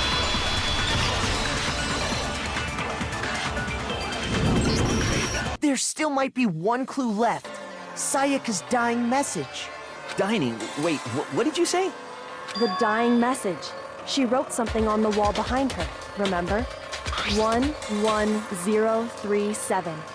Written in her own blood. There must be a clue about the killer hidden in there. Well, before we get too far into that, I need to ask, can we really be sure that Sayaka is the one who wrote it? I got it! Her left index finger had blood on it. That could only be because she used that finger to write the message. I see. She broke her right wrist during the fight, so she'd have to use her left hand to write. Sure. I think we can all agree Sayaka wrote it. But still, what the heck do those numbers mean? 11037? Hey, Chihiro. You're a computer nerd or whatever, right? You should know all about numbers and shit. No, that's not... Yes, I'm a programmer, but I don't see any kind of meaning in these numbers. Of course. It's because they're not numbers. Thank you, Kyoko. You're the only one who's intelligent here. Oh, yeah, it looks like... Huh? What? No, it's just... look at the numbers, assuming they're not numbers. Don't these first two, 1-1, look less like two numbers and more like one letter? Ah, you're right. The connecting line is barely there, so I assumed it was 1-1, but... Looking at it now, you could also read it as an N. Whoa, you might have finally just said something worth a shit. Our little gray cells are really getting excited now. But even if that really is an N, N037, doesn't make any more sense than before. Rotate the image 180 degrees.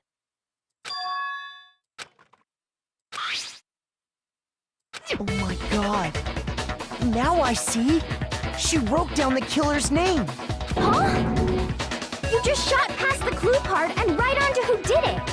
So, whose name did she write?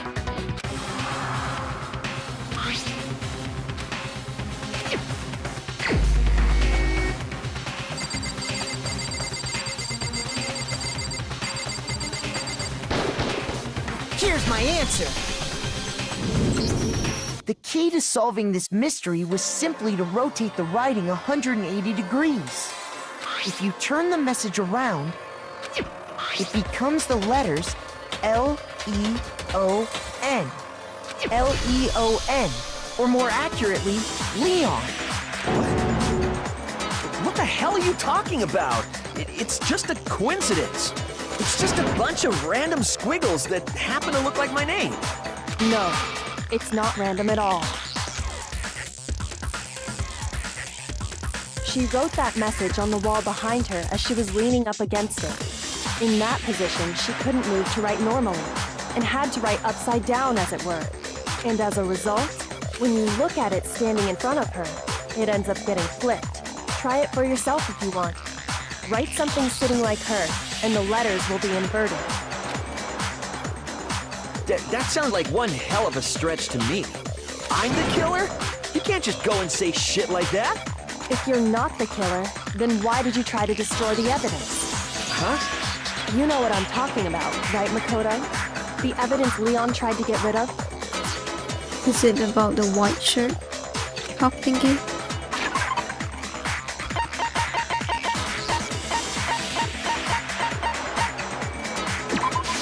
I got it! You mean the burnt shirt piece I found laying on the ground by the incinerator, right? As the killer stabbed Sayaka, they must have gotten some of her blood on them. And to dispose of the shirt covered in the victim's blood, they threw it into the incinerator. But one piece burned off and got left behind. And the killer didn't notice. If they had, they most certainly would have panicked. Isn't that right, Leon? But is one scrap of fabric enough to conclude that Leon is guilty? Yeah, I mean, Leon's not the only one wearing a white button-up. That's right. There are plenty of other people here with shirts like mine. With just that one little charred piece, there's no way you can say for sure who it belongs to. You're right. That alone isn't enough. But there are some other points that may reveal the truth. Are you finally starting to understand? The answers to all the riddles are right here. Yeah, I think so.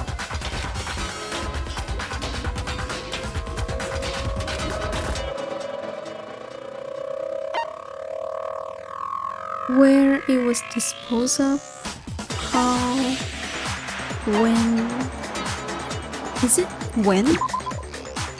The time the shirt was destroyed If we focus on that, the killer will become clear. What do you mean the time it was destroyed? No. Shit. Is it how? Yeah. I got it! If we look closely at how the shirt was disposed of, we should be able to figure out who the killer is. Oh yeah, that's a good point. I think I know what you're gonna say. You can't reach the incinerator without opening the gate in front of the trash room, right? And how did you know that? And obviously, you wouldn't be able to hit the switch to turn it on either. And yeah, how did you know that? You need the key to get in, and the one with the key was the person on cleaning duty. So the killer had to be whoever was in charge of taking care of the trash, right? Interesting.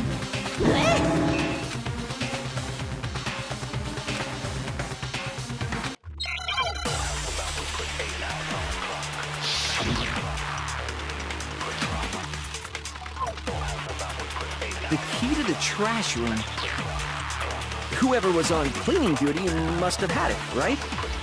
So the only one who could get to the incinerator was the person in charge of the trash? And you'd have to get close to the incinerator in order to destroy the evidence. Which means the only possible suspect is whoever had the trash room key. Okay, so the person who would have had the trash room key was... Huh? Me? No!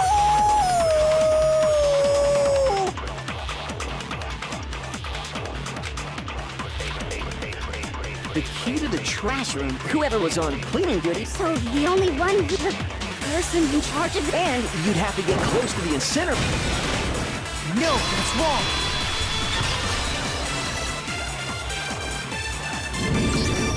Hold on. I think I know how someone could dispose of the evidence without using the trash room key. Oh yeah, that makes sense because the Leon guy, right? He plays baseball, right?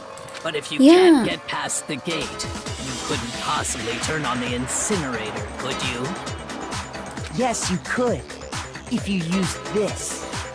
What is it, some kind of glass ball? It's busted to hell. Actually, it was supposed to be a crystal ball, but, But how would you use it? The killer had to use the glass ball in a certain way, which was throw it. I got it! The killer simply took aim at the incinerator switch and threw the ball through a gap in the gate.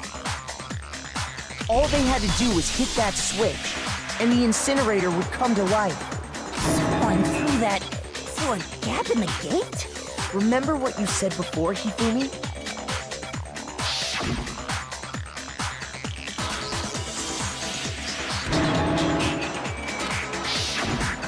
Hifumi had the key, so the only way the incinerator could have been turned on without his knowledge was because the killer was able to hit the switch without opening the gate.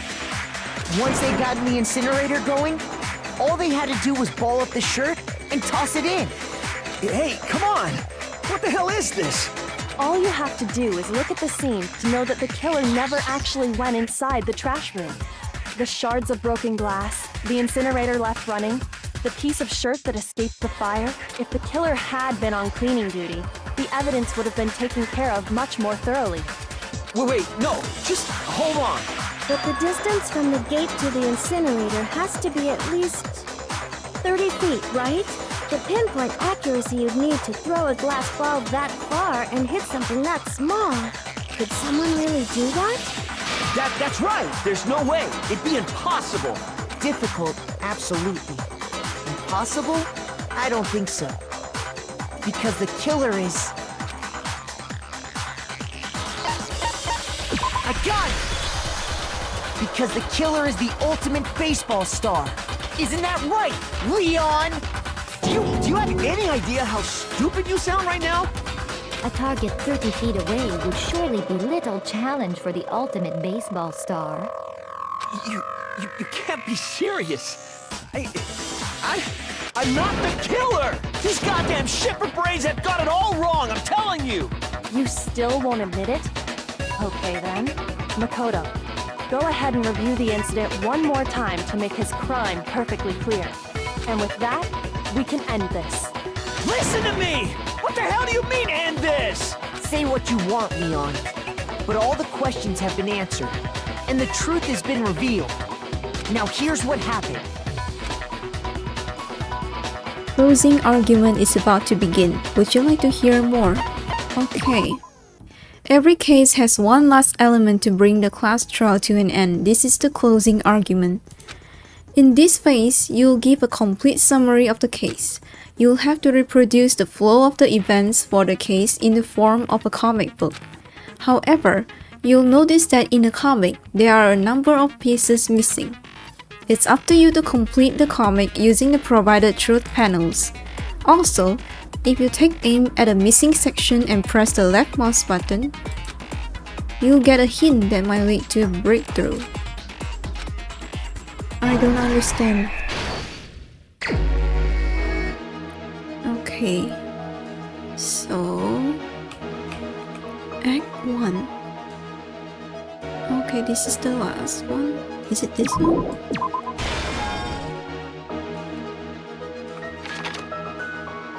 Okay, Sayaka. Wait, I can't see the screen.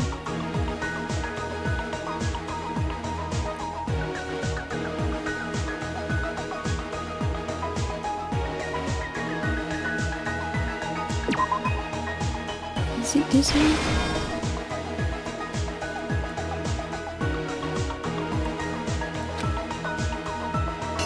Oh!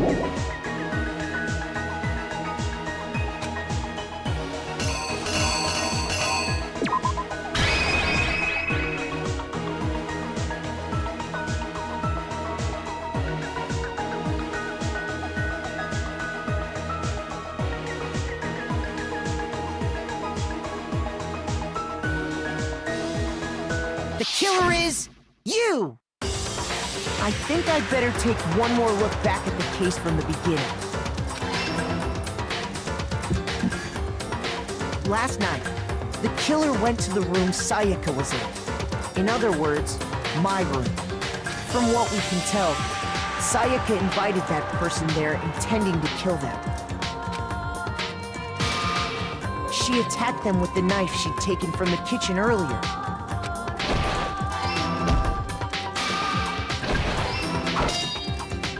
But then something happened that she wasn't prepared for. They grabbed the fake sword I put in my room and fought back. What do you mean she wasn't prepared for? Like, why didn't she just, hide the potential weapon that can end up killing her? During the struggle, a strike from the sword broke Sayaka's right wrist. And that's when she lost her grip on the kitchen knife. Finding herself cornered, Sayaka panicked and ran into the bathroom. The killer went after her, but couldn't get the bathroom door open. What they didn't know was that my bathroom door got stuck easily, and there was a trick to opening it. Sayaka knew about that because I told her, but of course the killer had no way of knowing. So instead, the killer forced the door open, took the kitchen knife, and stabbed Sayaka.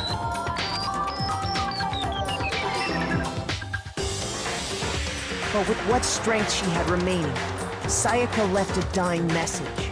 To keep the killer from noticing, she wrote it on the wall behind her. And with that, all her strength was gone. With Sayaka dead, the killer quickly began destroying the evidence. First, they took off their shirt, which was covered in their victim's blood. Then they took the lint roller in my room and cleaned up the entire area. They wanted to make sure they got rid of any trace they'd ever been there. Afterwards, the killer headed to the trash room to destroy their bloody shirt. They tried to burn the shirt using the incinerator there, but the trash room was blocked off by an especially sturdy gate, preventing access to the incinerator. So they came up with a plan to use Hiro's crystal ball, which he left in the laundry room. The killer managed to throw the ball through the gap in the gate and hit the incinerator switch. For any normal person, that'd be an impossible throw. But the killer had the confidence to take a shot, and that's because the killer was the ultimate baseball star. The crystal ball, thrown with absolute precision, hit the switch on the incinerator, which then quickly roared to life.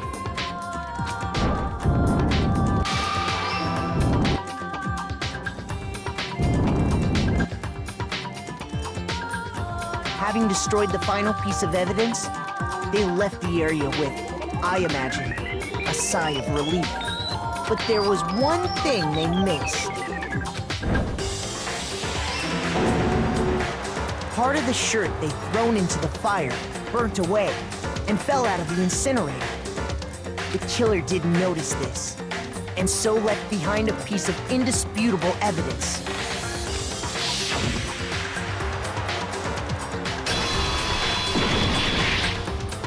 Isn't that right, Leon? It would appear that Hiro simply forgot his crystal ball in the laundry room. You went there to try and wash the blood out of your shirt, and that's where you saw it, right?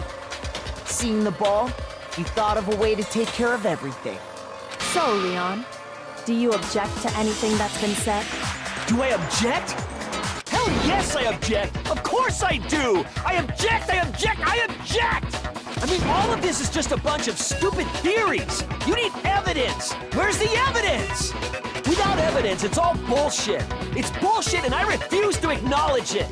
Well then, I guess this is as good a time as any to present the evidence that proves you did it. Makoto, I believe you're in possession of that evidence.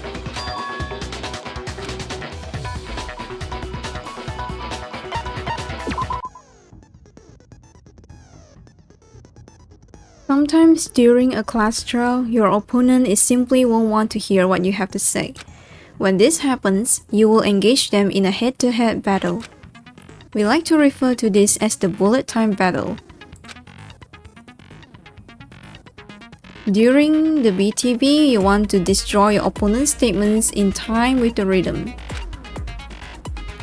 Huh? Match your button presses with each tempo marker as they move across the screen and reach the center.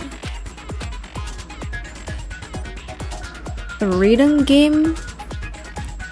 Press the right mouse button to lock on to an opponent's statement.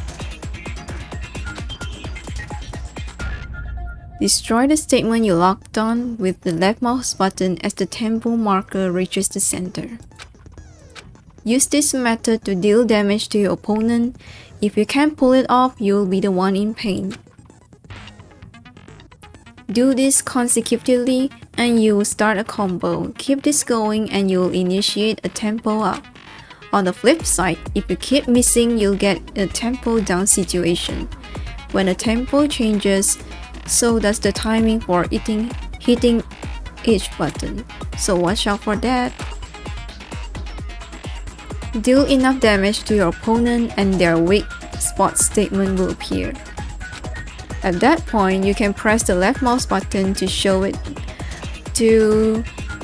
it down with a truth bullet like any other statement. Refute their statement fast enough and you'll come out victorious. But just like before, if your influence gauge reaches 0 or you run out of time, you will fail. It's so complicated. When the from the doorknob, they didn't use anything from your room to do it. Instead, they must have used something that belonged to them.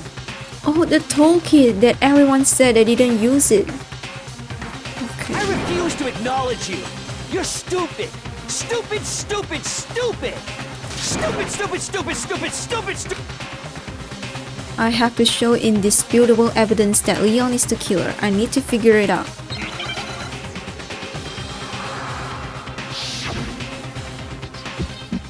Oh no. Where's your proof? You kidding me? Not a chance. It wasn't me. Oh no, no, no, no. Stupid. Oh no. You lied. Stop talking. Shut up. Where's your proof? You kidding me? Not a chance. You lied. Shut up. Where's your proof? You kidding me? Not a chance. It wasn't me. Stupid. You lied. Stop talking. Shut up. Here's your proof. Oh no, how does this work? Oh no. Oh no. So am I dead now? Huh?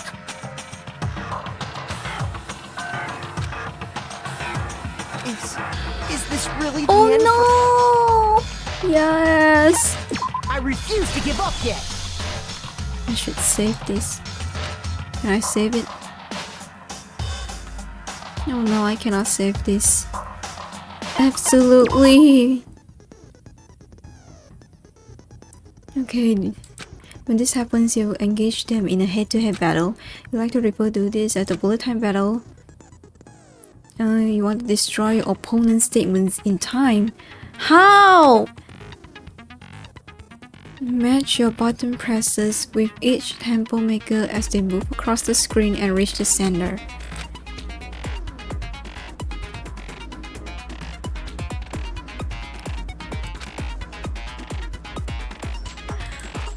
Oh, okay. I think I get it now. I think.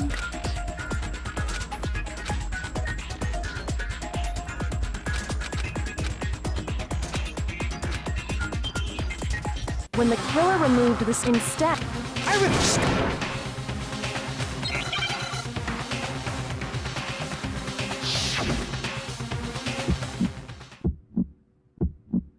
Where's your proof?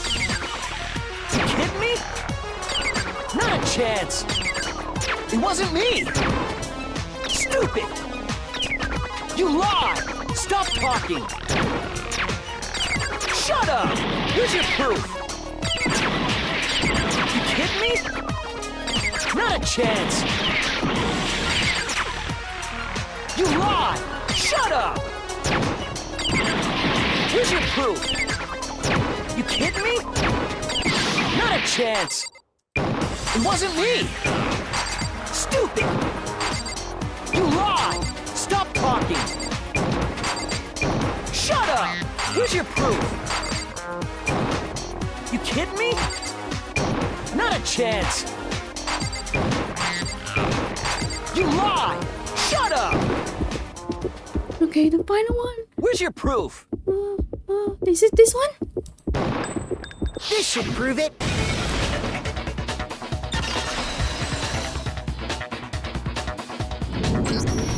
The screws on the bathroom doorknob were removed. I wonder what kind of tool the killer used to remove them. I mean, it had to be a screwdriver, right? Oh yeah, I'm pretty sure the toolkits we got each had one inside. That must be what he used. There aren't any other tools anywhere. But the toolkit in my room had clearly never been used.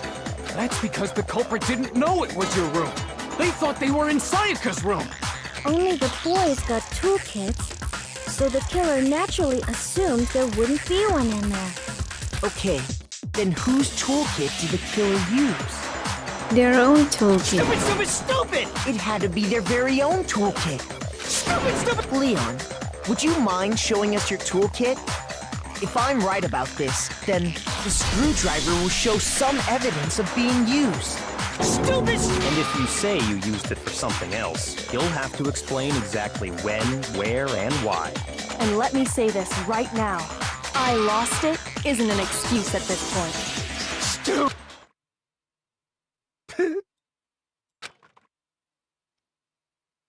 So, you have no rebuttal? Then it would seem we are finished here. Yes, finally. Bye.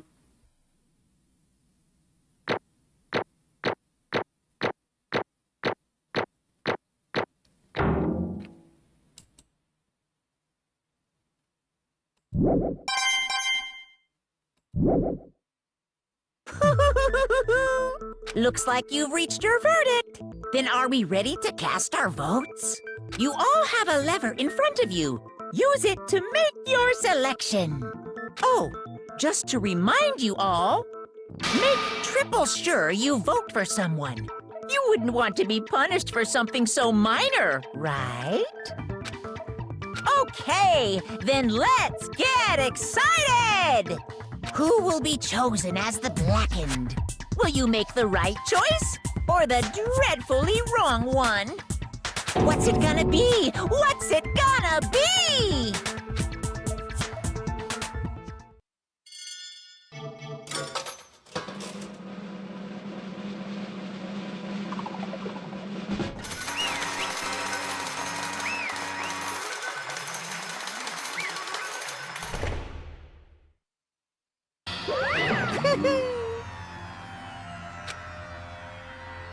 Yahoo!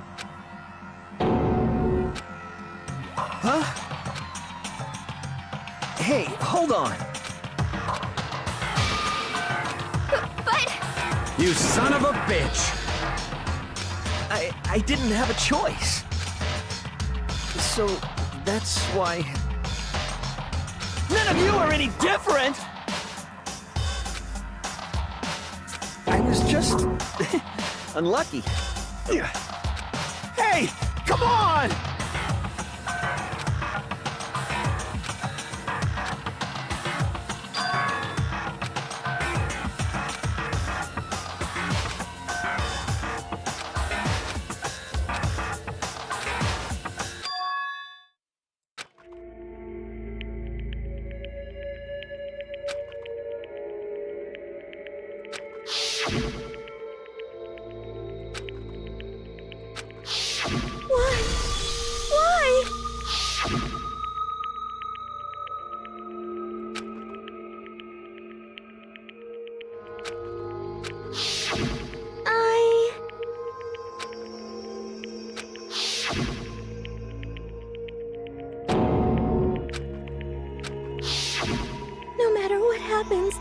Please always be there for me. I need you on my side.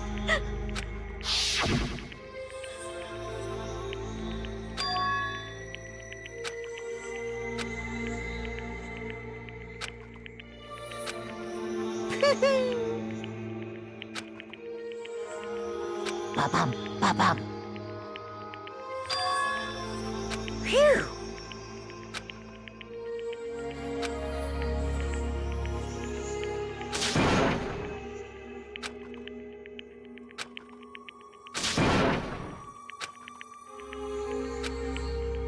That's enough.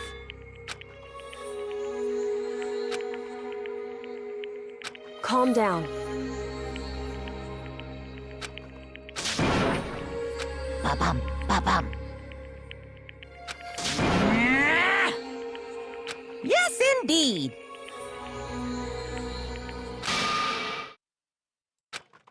Punishment? You mean execution? Wait a second! Yeah, that's it. Is that okay?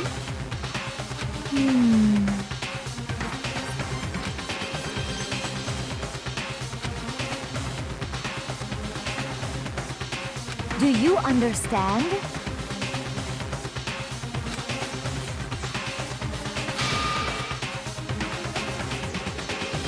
So, that's why...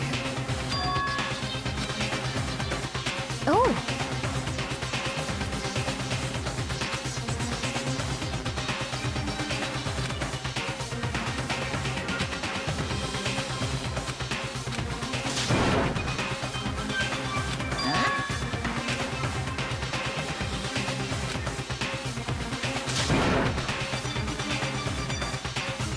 Unbelievable. Hey,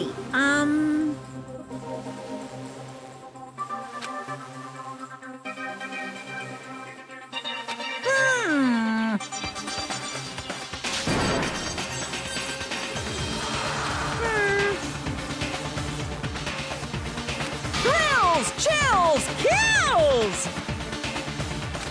I'm begging you! Please, don't do this! Hey, come on now! Stop! Please! Now then, I prepared a very special punishment! No, no, no, no, no, no! Let's give it everything we've got! It's punishment time! No!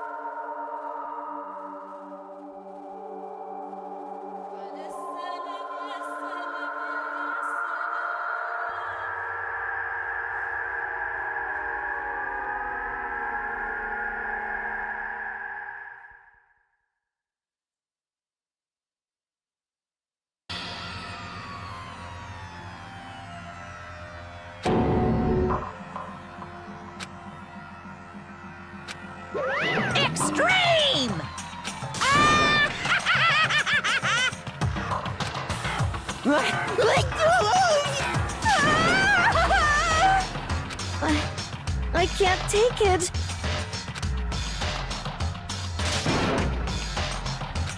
Well?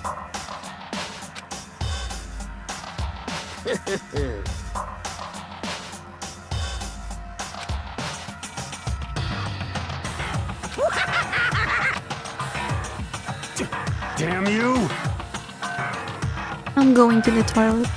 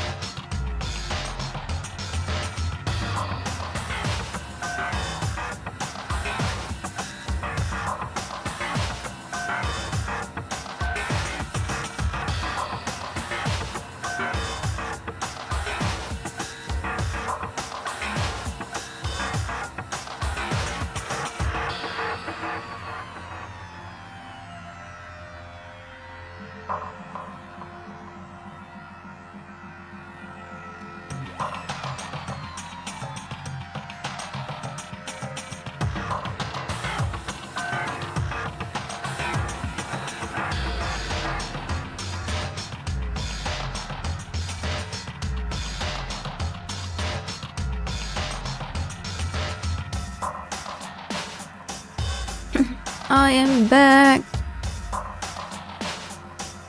Honestly, I don't know how long it takes to finish this whole game because I mean, I like the concept and I know that there's a lot of mysteries left for us to unravel, but this game is kind of long. What the heck?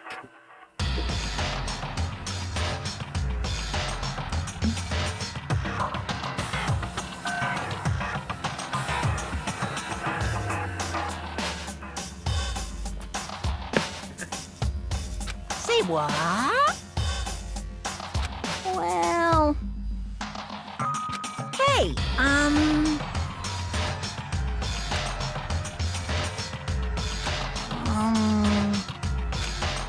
Shit.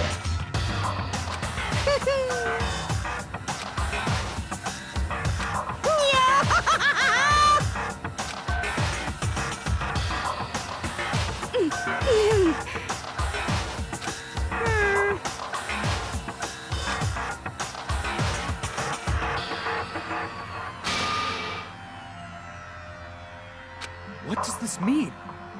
Hey, Thrills, chills, kills! hey,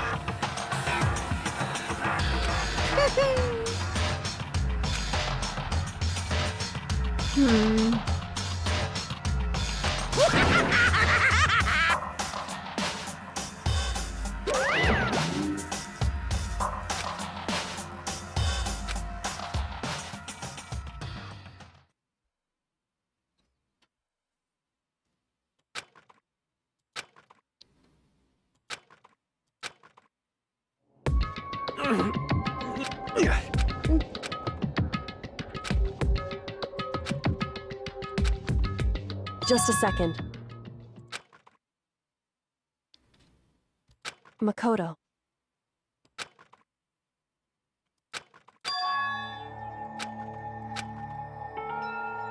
Listen. I told you before the class trial started. You had to figure out the mystery of this case yourself. You wanted me to realize how Sayaka betrayed me by myself, didn't you? The thought never even crossed my mind. I feel like such a fool, becoming such an easy target like that. It's true. Sayaka meant to double-cross you. That's a fact you can never change. But even till the very end, she wasn't sure of her decision, that's why. as she lay dying, she was thinking of you. She was thinking of me? You can't just say something like that. I mean, there's no way you can know that. Only Sayaka would know for sure, and we can't ask her now. However, if you can ask her, you can infer it, don't you think? Her final thought was how she could protect you. What do you mean? so... The fact that she used her last ounce of energy to leave a dying message proves it. If she didn't care what happened to you, she never would have left that message. Well, maybe she just wanted to get back at the person who had killed her. Certainly. That's certainly one possibility. But I don't think that's what it was. Anyway... She was uncertain. She wasn't sure she could kill someone or deceive you, which is why her plan failed. Her hesitation attracted failure. Right. It's almost ironic when you think about it. Why are you telling me all this? Because you're the kind of person who can overcome this. Because you can move past the deaths of your friends, Sayaka and Leon, and keep moving forward. Correct. Without someone like that, the others would never be able to break free of such a desperate situation. Move past their deaths? I could never do that. I'm going to carry them with me the rest of my life. How could I possibly move past something like that? I'll carry them with me forever. I'll carry their memories with me wherever I go. So instead of forgetting them, you're choosing the hard road. Well, I have high expectations for you. Hey. By the way, I have to admit, I'm curious. How did you know I wanted to talk to you about Sayaka? Oh, well, I'm psychic. What?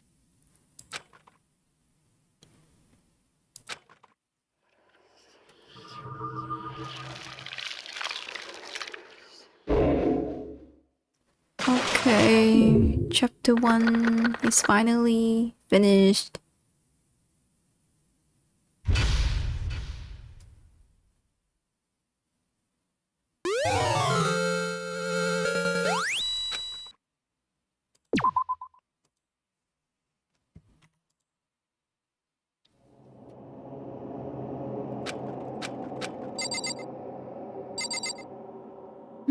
I don't think I can sleep in this room, you know.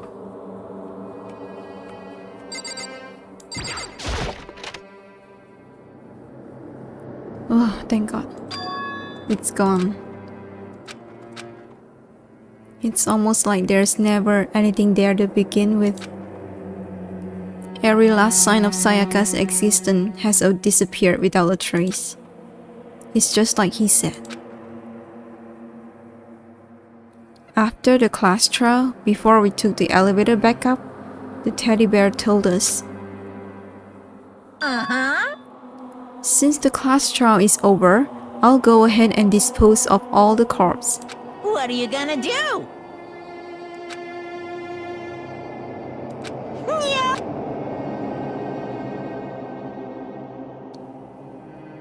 I didn't have time to mourn Sayaka and Junko's death. I'm sure that's exactly why he did it.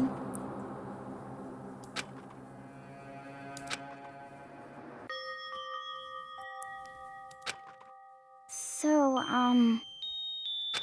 Listen to me!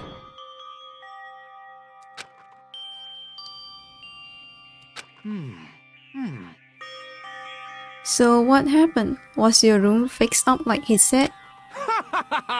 I imagine it would be pretty hard to sleep with a rotting corpse in your bathroom. Hey, come on. Yeah, why would you say something like that? My room was spotless. There wasn't anything left. Like the whole thing never happened. I see. It must be tough staying there, knowing what happened. Why don't you just stay in Sayaka's room? Well, staying there with her scent still hanging in the air, that would hurt just as much. Plus, I decided that I can't turn away from her death. Getting depressed isn't gonna help anything, right? If we all work together, I'm sure we'll find a way out of here. You got it! So everyone just try and cheer up and get back on track.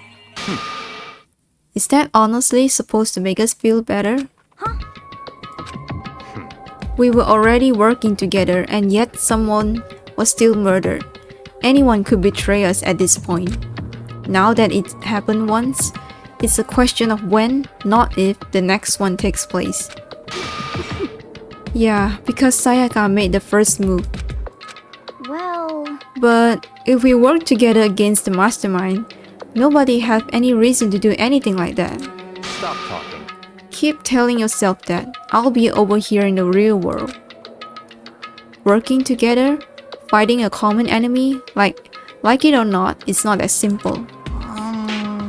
What do you mean? Are you okay with this? The mastermind seems to be much more powerful than we ever suspected. They took our Hope's Peak, which was supposed to be well defended, then modified it to fit their desire. They created Monokuma, which seems to be incredibly advanced, and they are providing for our very need. And the cherry on top is the execution we witnessed. Honestly. Everything has been planned down to the last excruciating detail. This is not the work of your everyday psychopath. Defying them may be too great of a risk. So then... Then what are we supposed to do? Anyone who truly does want to escape will just have to follow the rules. In which case, the only option is to deceive those around you and win the game. No. What? I can't take it. I don't want to live. If it means killing someone else to do it. I don't want to kill anyone else. Huh? What do you mean? It's because... Leon died because we all voted for him, right? It's no different from us killing him ourselves. But... So, If we hadn't voted for him, then we all would have died instead, right? That isn't what you wanted, is it? So it would seem.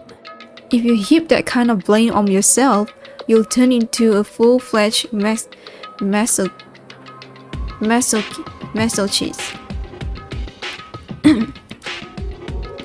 Chihiro, listen. You're not to blame. Not you, not Leon, and not Sayaka. The mastermind is responsible for everything that's happened. We had no choice but to vote. I can't even imagine what would happen to us if we refused. And in the end, it was Teddy Bear who ultimately killed Leon. So don't waste your anger on yourself. Instead, direct it at the mastermind.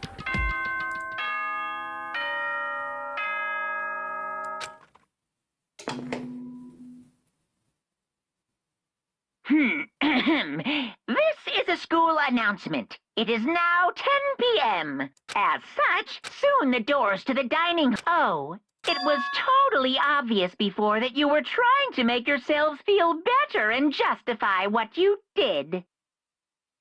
See you, don't see you, see you. That's about how much I can see you, even when you try to hide. Now pay attention and remember this well. The burden of judging others is a heavy one to bear, so be well aware of your actions. Order and stability rely on the sacrifice and responsibility of everyone. Okay then, sweet dreams, everyone. Good night, sleep tight. Don't let the bedbugs bite.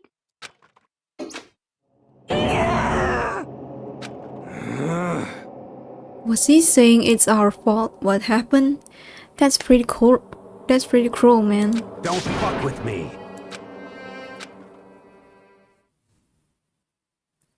And so the day drew to a close.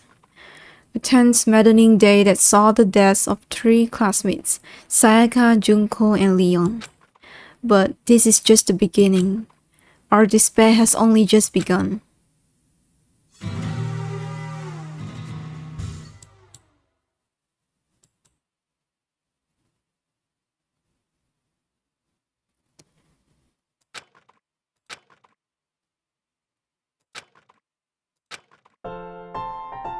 Okay, lift your arms up and down. 1, 2, 3, 4. 1, 2, 3, 4. Now reach way up and bend way down. Tighten those muscles. Let's add a little strength, a little speed to those young bodies of yours.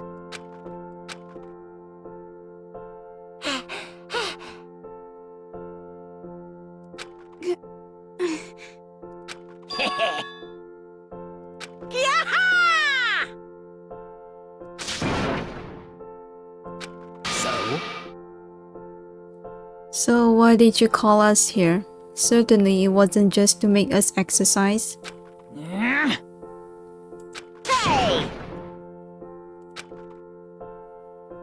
Now, if you keep doing these exercises, you will uncover the secret of the assassin's fist. Passed down from generation to generation in the Empire of Darkness, the power can be yours. Did you really call us down here just to exercise? Hey, I'd like to make an announcement. Every time you overcome a class trial here at Hope's Peak, a whole new world will open up to you. What the heck? You guys? It really sucks if you had to live here forever with nothing new to stimulate you. Besides, I know how you kids get these days with your ADD and ADHD. I gotta keep you motivated. Very nice. So go ahead, look around all you want. Enjoy the brave new post-trial world till you explode. So I guess they unlock new locations. Could it be? Is he talking about a way to get outside? I wonder about that. That seems unlikely. Piece of shit! Well, we don't know till we look. Hey, Whatever he meant, it seems we'll have to search the school one more time. You hear me? Okay, then let's split up and start investigating. When you're done, everyone meet back up at the dining hall and we'll share what we found. You're basically a one-trick pony, you know that? Got it!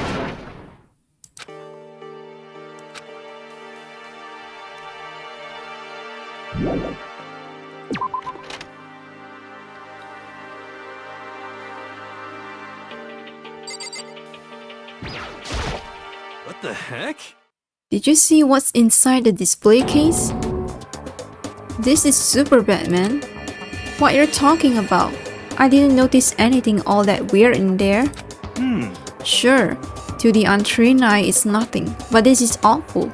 A bad, awful, terrible trap. You're serious? That stuff you see lined up there, any god could come by and use it to send a message. Huh? I've been stuck with knowledge. It's an ill omen of total devastation and ruin. Let me out of here! What is wrong with you? I have no idea what he's talking about, so maybe I'll just leave him alone. Let me save.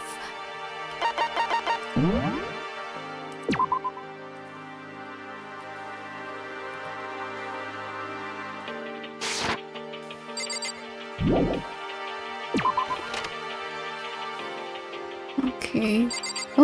Oh yeah, they unlocked this one. Okay. I'm gonna talk to you first. Got it! The gate blocking the stairs is gone. It would seem a path to the second floor has opened up. You hear me? But it's also of utmost importance to double check the areas we already know about, just in case. Without a doubt. Aren't I so clever to think of that? I really impress myself sometimes. You understand? Well, I'll leave the school to you. Okay, there's nothing. The gate that was blocking the stairs has been opened. Is this what Monokuma meant by a new world? If so, what's up there? Okay, I'm gonna check out everything here. Can I go? A pool?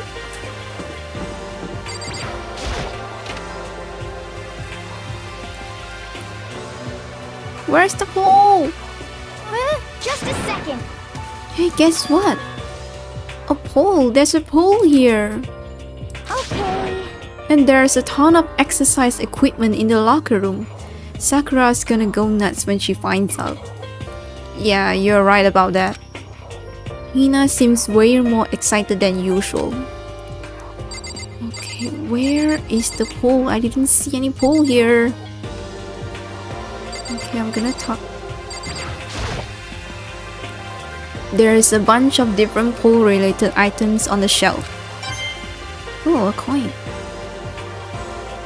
Okay. Oh. It looks like one of those lifesaver flotation donuts.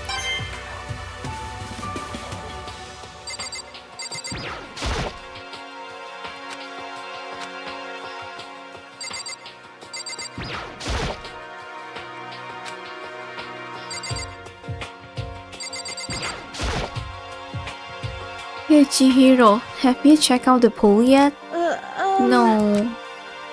I don't like wearing swimsuits. Yeah, you do seem like the type who might not be into that kind of thing. But still, it sounds like the locker rooms here have all the exercise equipment you could ask for. Maybe I'll give it a try. I kind of like to get a little stronger. You want to get stronger? I have to say, that's kind of unexpected. Yeah. But I'm not even brave enough to step foot into the locker room. Huh? You don't even want to go in the locker room? It's not that I don't want to, it's just I don't get it. Is she afraid of locker rooms or something? That's a pretty weird phobia though. Celeste. The second floor has opened up, the living area has grown, and a number of facilities are now available. Whatever else is going on, I must admit things have been made much more comfortable for us. Do you understand? If things continue like this, the occasional class trial may not be so bad. The boys' room. Behind this door is the locker room. Yeah. Oh, and I guess you need your handbook to get into the locker rooms. Really? Of course. No! If you want to unlock the locker room, you'll have to swipe your personal e-handbook across the card reader next to the door. However, to ensure maximum security within each locker room, only a boy's handbook can open a boy's locker room, and same goes for the girls. And that's the bottom line. But what if someone opens the door and then someone else sneaks in? Anyone who commits such indecency will be punished without mercy for their scandalous sexual depravity. See? There's a Gatling gun mounted on the ceiling, right? And it'll be all blah blah blah blah. Just a second. I'll bet it really hurt to get shot by that thing. No, I think it'd be a little worse than that. But what happens if someone loans their handbook to someone else? A boy could borrow a girl's handbook, and that would get them into the girl's locker room, would it not? That never even occurred to me, to think someone could be so low, so cowardly, so devilish. Okay, then how's this sound? I got it. Time for a new rule. As of this moment, loaning your e-handbook to another student is strictly prohibited. There. So now nobody can give their handbook to anyone else, right? You like that? I'm kind of a genius, right? It's cause my brain is 100% cotton. Honestly. I do not imagine anyone would have lent their handbook out in the first place. Is that okay? After all, they will likely be held responsible for anything that person might do using the handbook. So, But you seem awfully concerned with all this locker room security stuff. Of course. It's cause all you teenagers are sex-crazed maniacs. You're at that age you try humping a plastic bottle. So to keep anything unseemly from happening, I have to maintain a rigorous watch. Then in that case, I would ask that you keep the same close eye on our dorms. If some man and woman decided to share a room, there would be nothing to stop them. All I care about is protecting the holy image of the school itself. I don't care what happens in your private dorms. By force or by cunning, do whatever you want. Just the worst. I hate you so much. See ya later! So the new regulation is now in place. See ya! You got it! As for me... I'm sorry.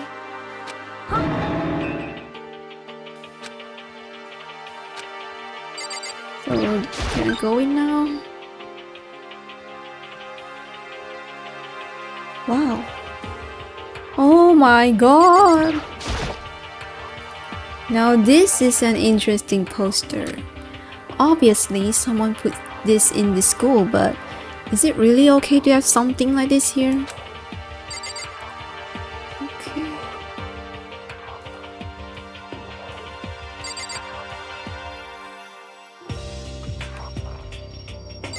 There's nothing here to...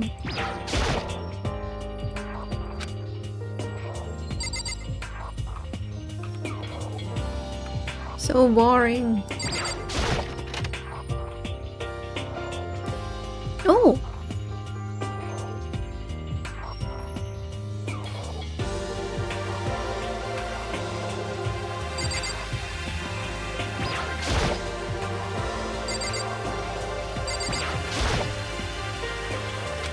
Well, I will expect to see that at any normal pool. Okay, there's a locker here.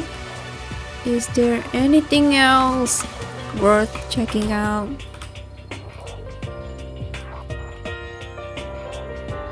Nothing else? This is so boring. Oh!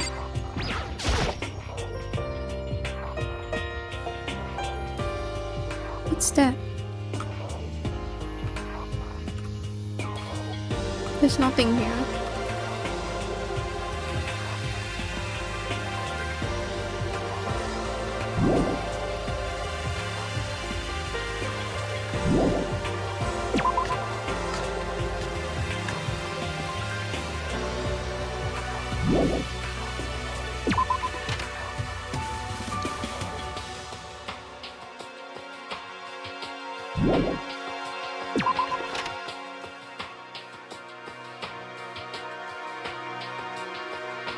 Okay, I'm gonna check out one more place and then I'm gonna stop here. I wonder if I can go in here. This is the girls' bathroom, of course. Okay, so no.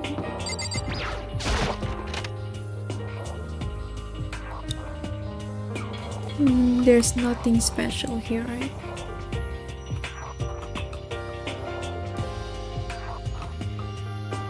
Yeah. One more. Is this a classroom? Nothing here.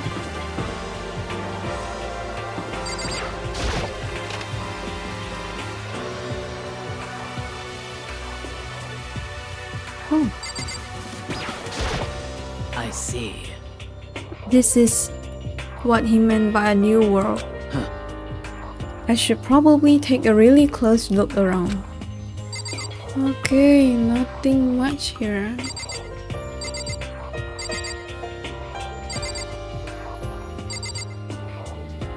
Well, I like the drawing on the blackboard.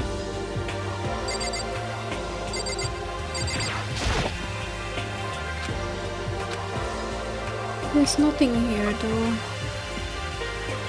Yeah.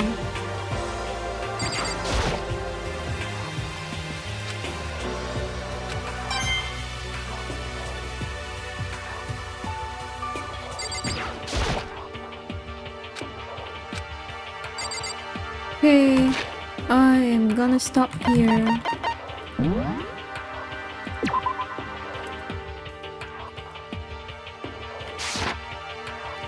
So thank you guys for watching.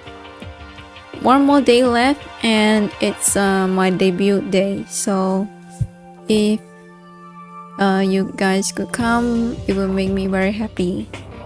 So yeah, goodbye.